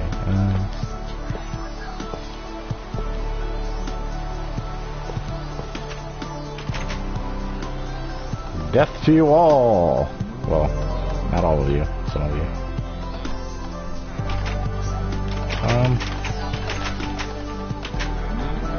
Why isn't this? What the fuck are you doing in here? There's a fucking cow in the safe, and I can't get inside of it. Oh, you son of a bitch, that's why. You were standing on the pressure plate. You asshole.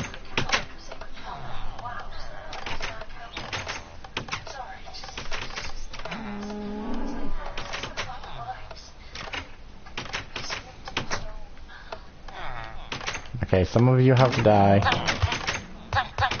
There will be sacrifices.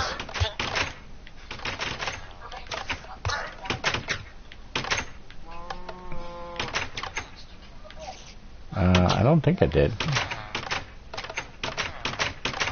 There's one.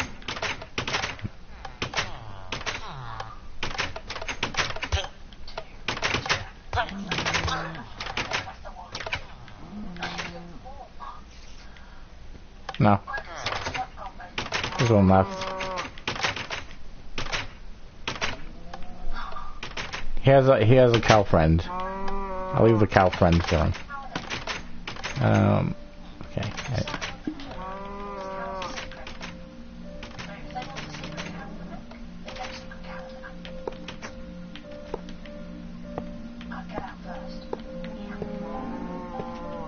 Okay.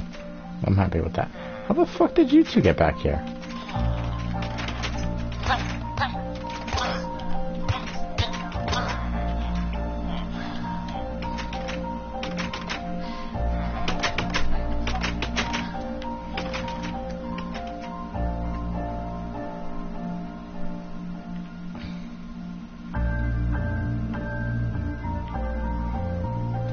They usually don't come down this way, so... Oh, I gotta fix this hole in this.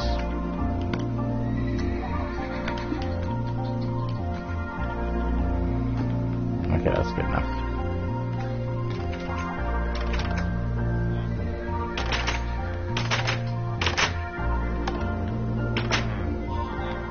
Okay, I got 3 in here. Anything in here? No.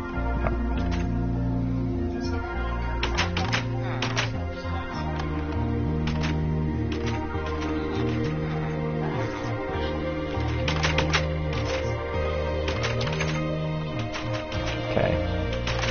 1 teller in there is good enough, yeah.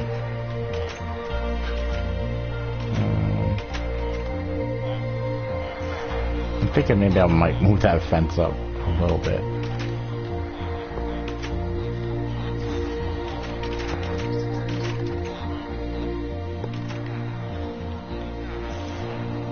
Why not?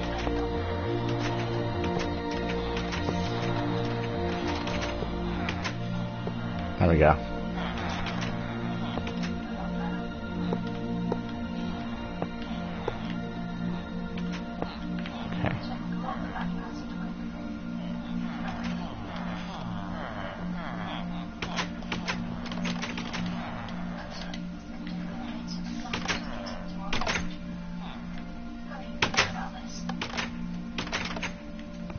Okay, we got some in the comic shop. Nobody in the hospital right now, so we'll put a few down.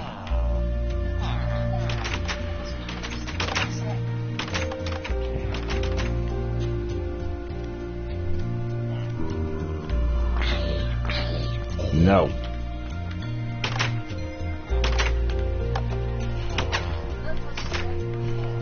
Oh, there's a baby. Run, baby. Not in the hole, you idiot.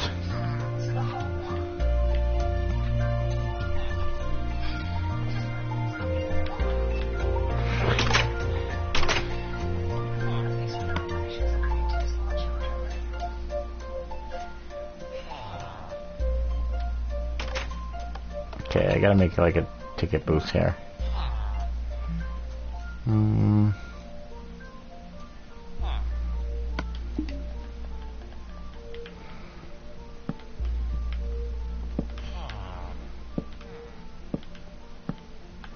Oops.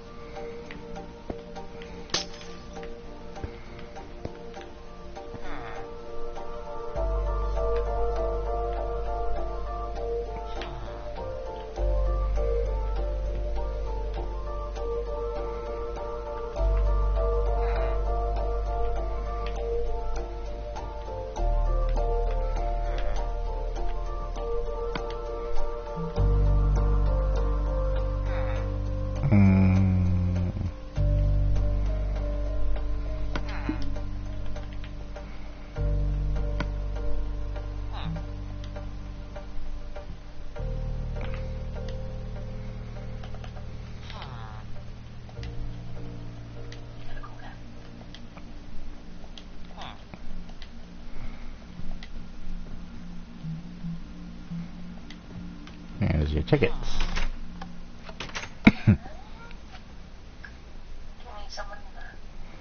Yeah, I'm probably gonna put a snow dude in there.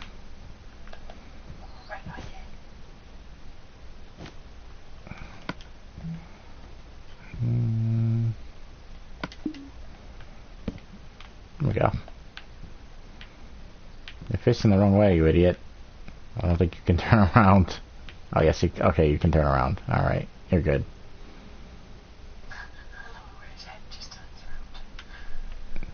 You sell the tickets. You don't let anybody in unless they have tickets. We have our little golem referee covering everything with snow.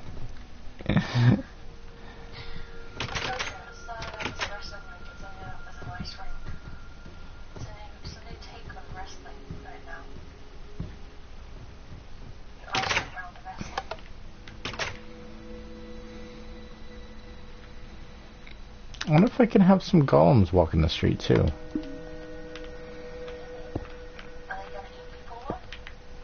No, I don't think they eat people. I hope not, anyway.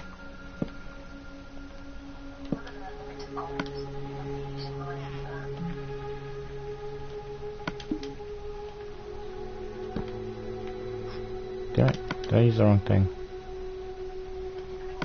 Yeah.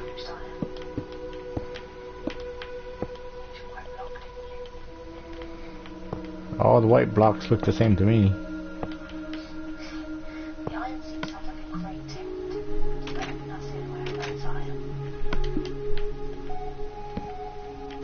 There you go.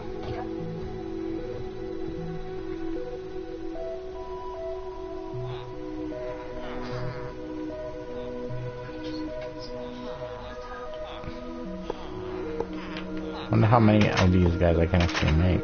They can't go in the shops, but it'd be cool just to have a couple walking around the town.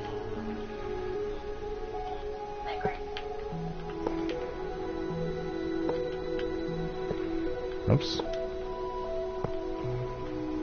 There we go. Make one more just to have an even number.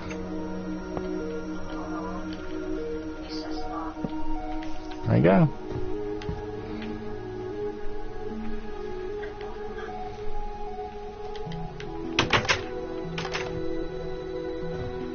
Yeah, keep him out of the corner, ref.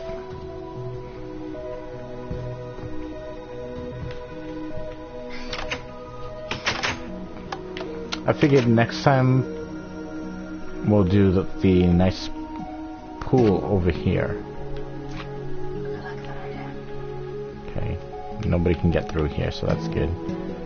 Can I place anything just in case? Yeah, I'll place that just in case. For now, as a little barrier.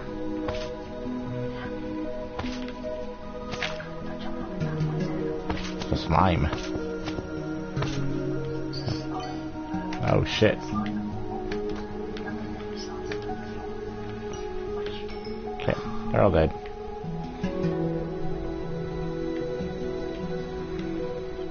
Okay.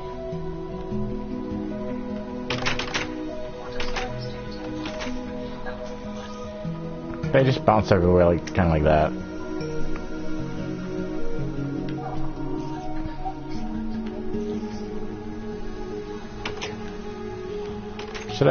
Should I take out these three up here? And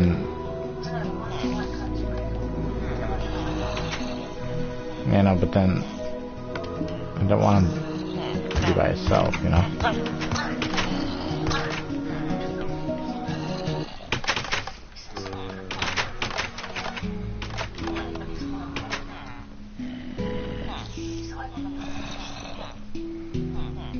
Should I leave just one up here?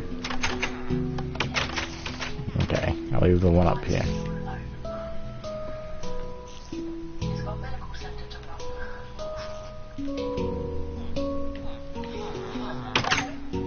Oh yeah. 1, 2, 3, they're sitting on the flowers.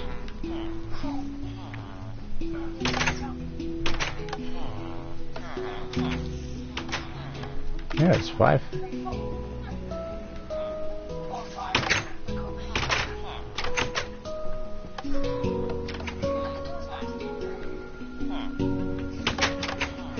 Okay. Yeah, these are all like fucked up.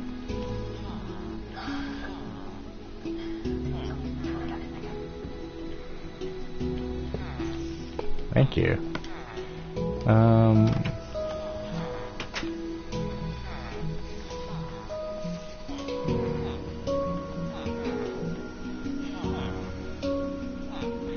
White doors.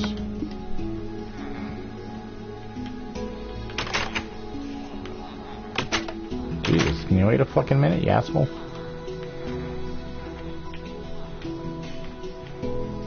Oh yeah. Oh, maybe it's just... Maybe that's just the way the door looks. Yeah, because it's a Rosha door.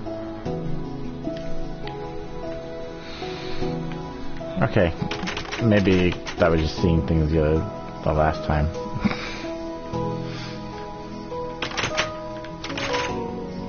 Okay, I can spawn 2 more villagers.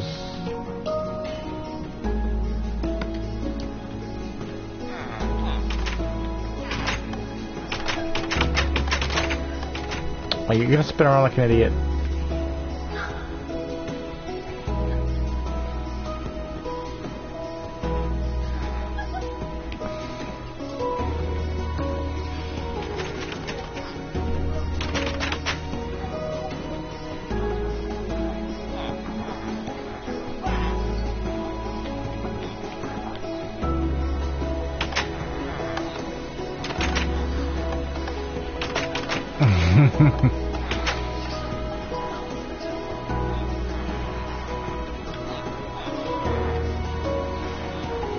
Yes, I am your king. You can all look at me if you want to. I build the stuff that you enjoy going in and out of.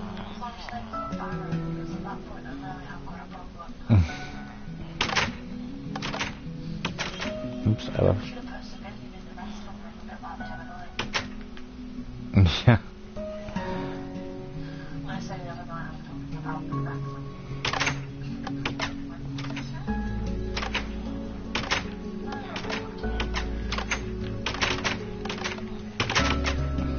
I guess that's it for now. We'll go take a look at the...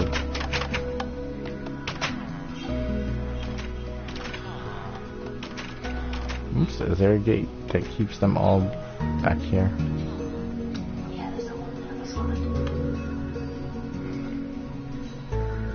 Oh yeah, this one leads to the horse pen and everything. Yeah, they're okay about doing that.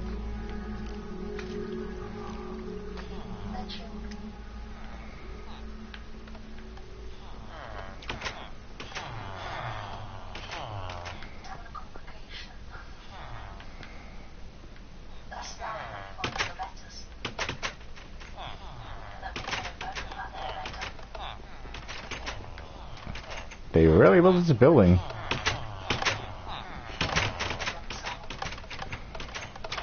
Oh, kind of like the bank too.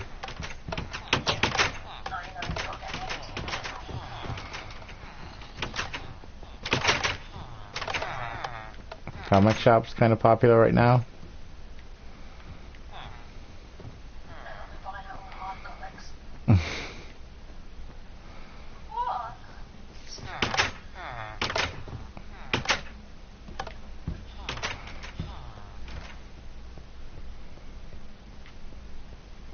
I don't know why they don't come down this way that much. It might take them some time. Because I don't think they came near the hospital, the comic book shop before. I think it took them time to start coming down. Yeah. Probably load the game up next time and find them like half of them in the arena.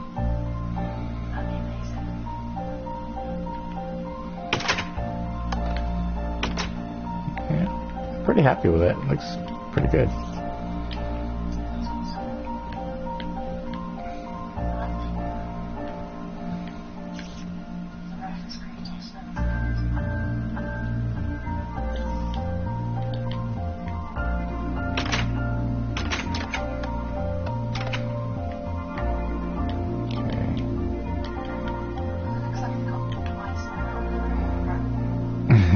Yeah, it kind of does.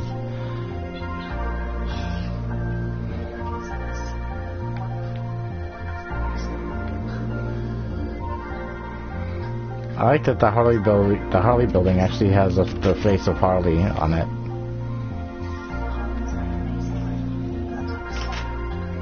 I know, I'm pretty proud of that.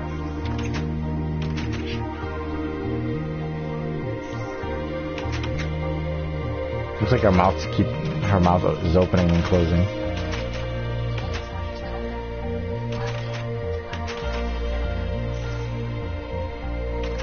All the golems are staying together.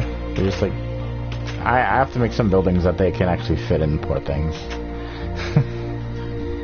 So, yeah, right now they can't go into buildings. They can only kind of like go on the street.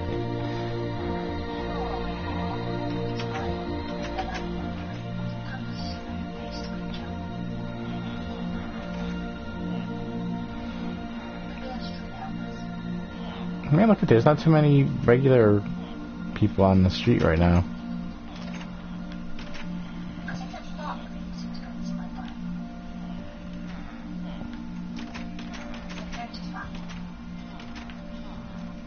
Yeah.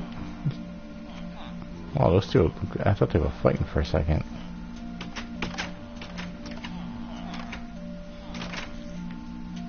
Yeah, it seems like everybody's inside right now. That's why I want to build like like a hotel eventually.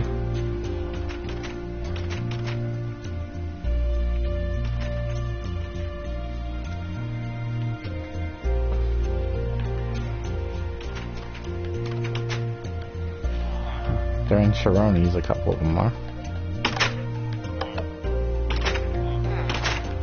Oh, about 4 of them are. I really like how this place turned out too. This place turned out really nice.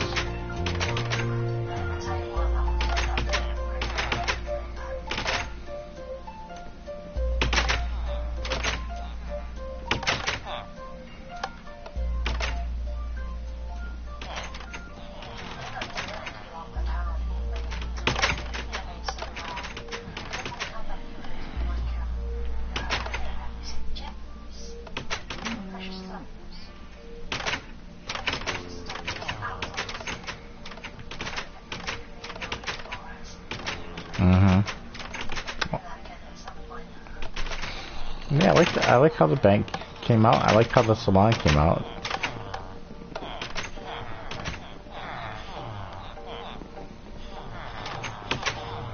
It's like the most popular building right now.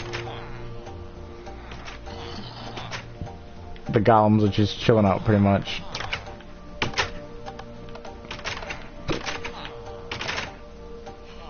People are chilling out in the comic book shop. Some people are in the hospital. So yeah, it looks like they're starting to come down more.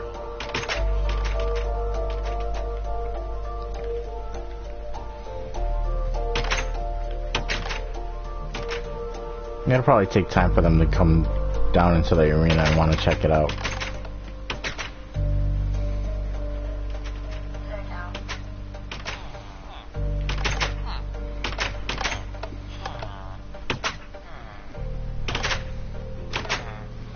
I think it's interesting just seeing what they do. Like where they go and everything, what their favorite places are. So far the golems just stick together.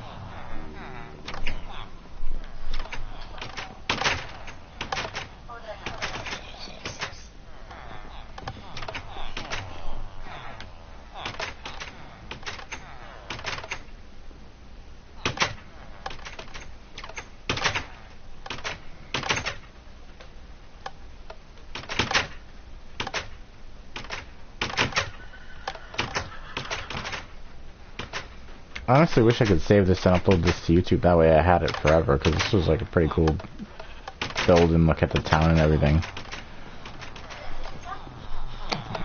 No, unfortunately.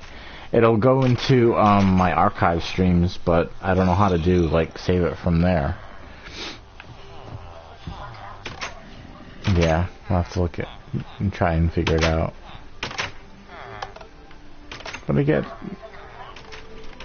But yeah, I guess that's about it. I guess we did pretty much everything we wanted to do tonight. We fixed some things and build a new building.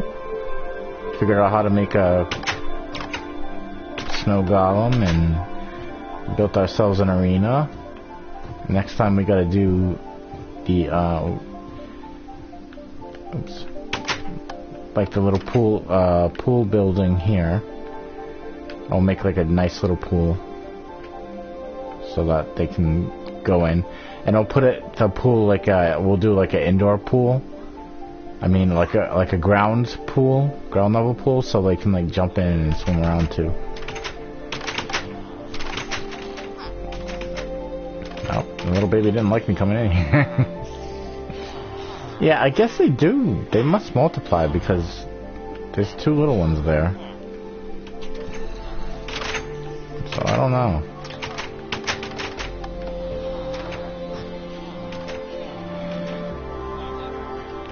I wonder if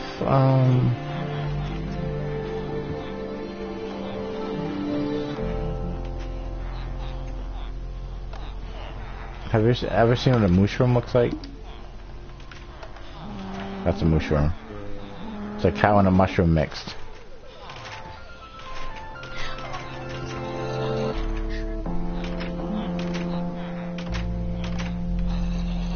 I think they turn out to be different colors too, maybe.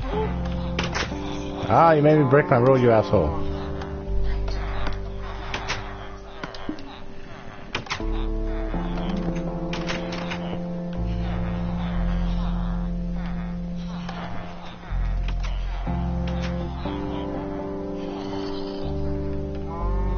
Oh, you just... the fuck? They're phasing through the buildings. They're teleporting.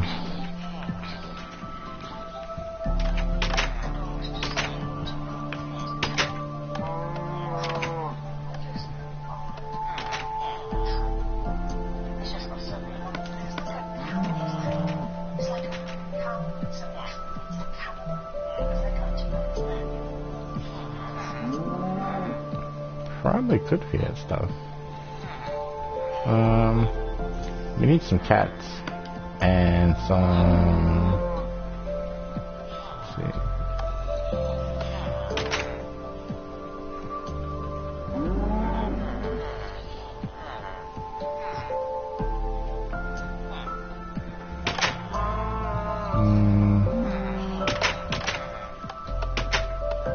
I guess the wolves like the closest thing to like. Oh shit. Those are what ocelots are. They're kind of like cats.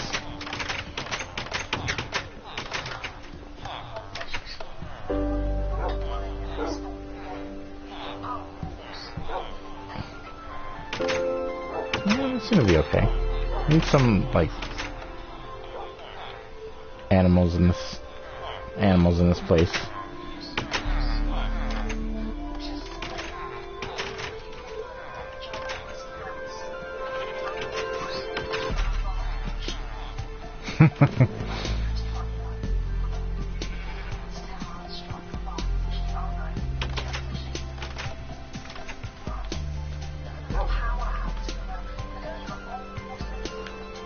Nah, they can't get to the horses unless somebody opens the gate.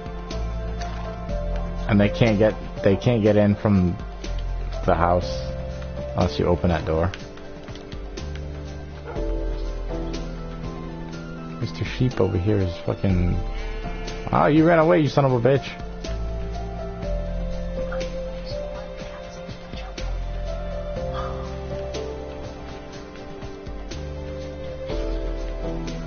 You're not supposed to be over there. Damn you. You're supposed to stay in the town. Oh, that dog is eating that sheep.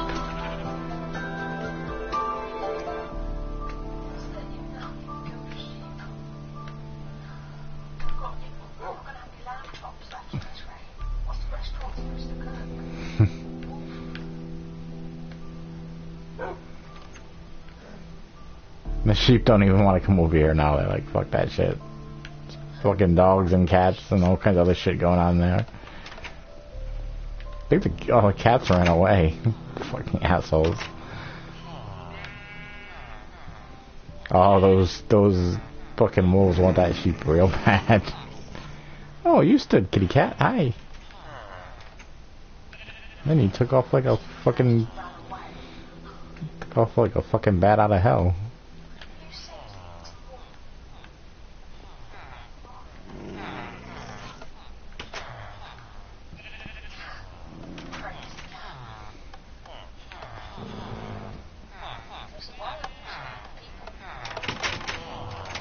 I don't know.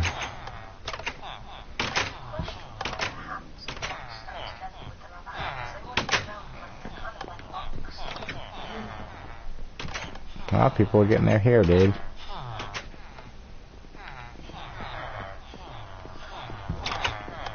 Holy shit, there's a fucking congregation going on right here. Yeah.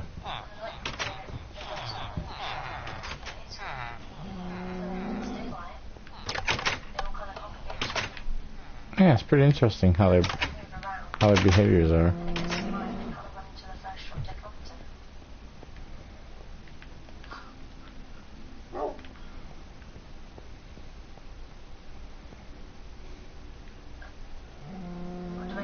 Fucking cat fell in a hole.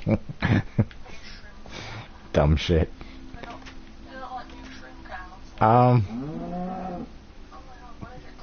It's a spitting pussy.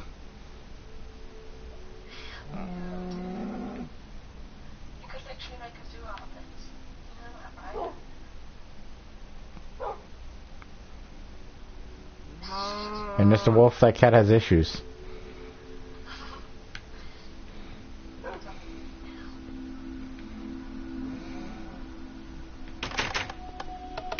Hey. Oh shit. Don't attack the ref. He's a good guy.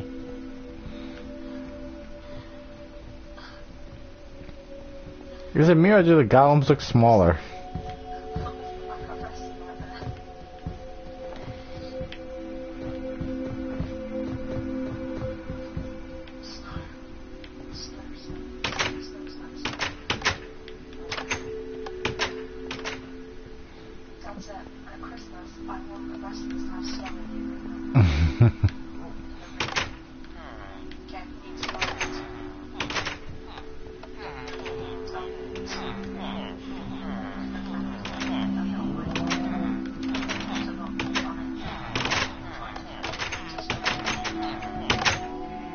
Yeah, they are a lot more active during the day.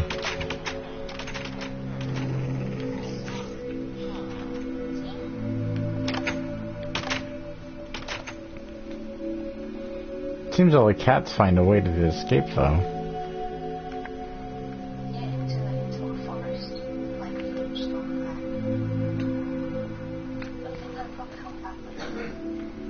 Yeah, they probably will.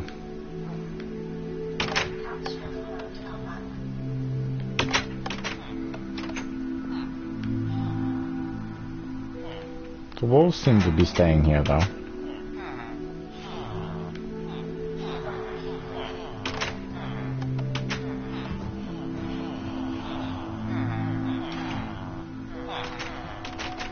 What you guys are looking at back there?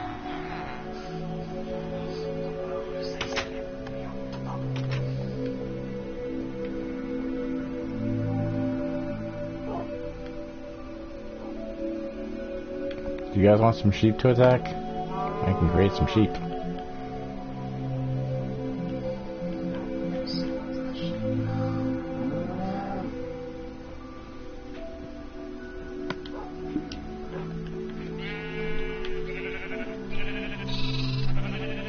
Holy shit.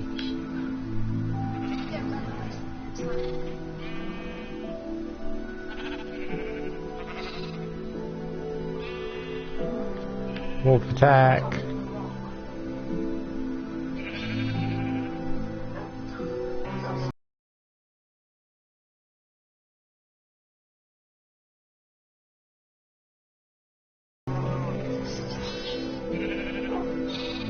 Oh my god, he just jumped in my face. He's fucking crazy.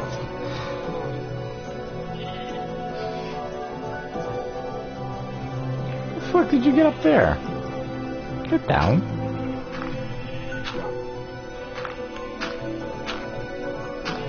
They're not allowed to perch.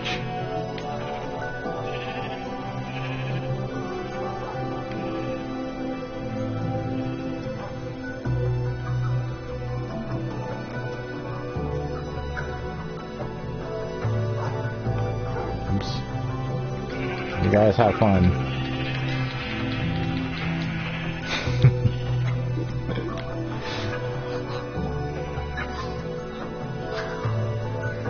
See if they, let's give them a couple minutes and see how they do.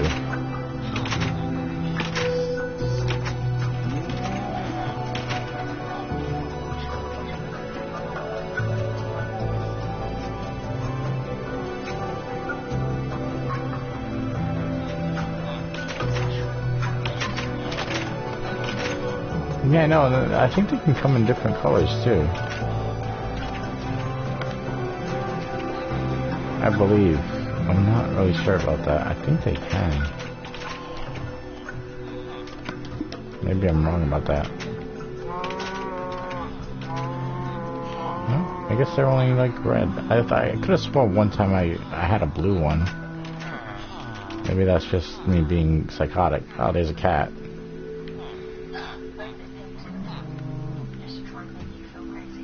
Maybe, I don't know.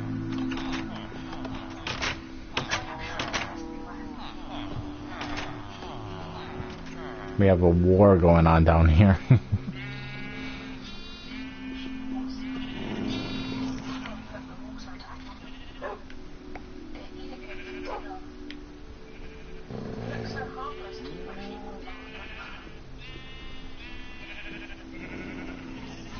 They don't attack the...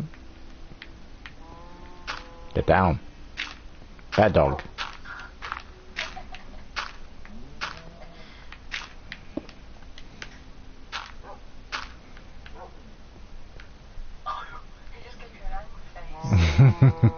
Yep, this dog.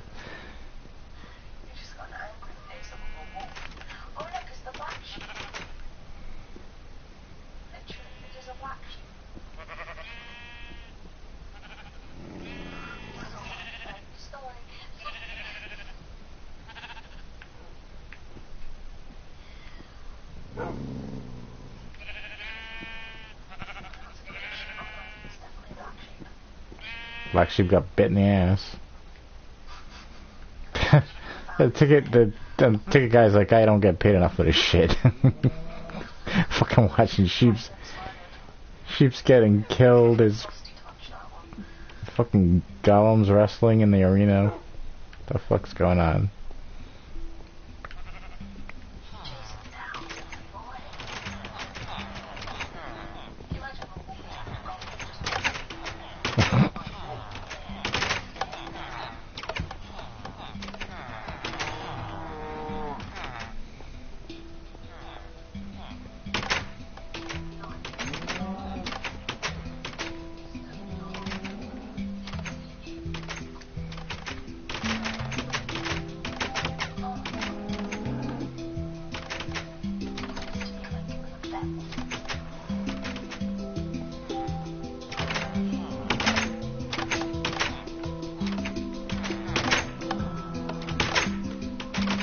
It's getting dark again, so they're gonna find houses. Yeah. Look at us. Look at how clear the streets are right now. That's crazy. Oh, this guy don't give a fuck. He's like, I don't care. Bunch of people in the hospital.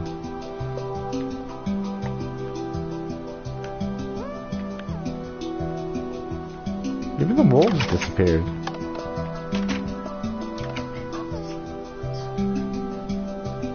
Oh, the cat. This cat likes it in here.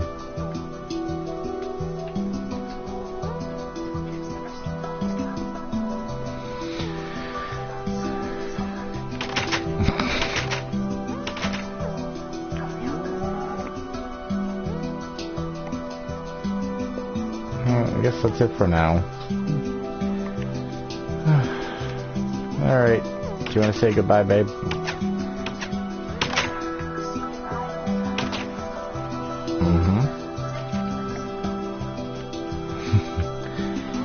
and next time we're gonna build that nice pool. And yeah, that's about it. I hope you guys enjoyed this. We had fun. Like, stupid stream kept like cutting out like 2 or 3 times, so there's probably like 2 or 3 like episodes of it, or maybe 4 episodes of it, depending on what happened. So you can go watch those if you want. You can hear us talk about all kinds of crazy shit that we talked about. But yeah, we will see you guys later, and have a good night. Or good morning, yeah. Let's fly into the sky. Woo! Bye, everybody. Our new building with a mouth and a face, as you say.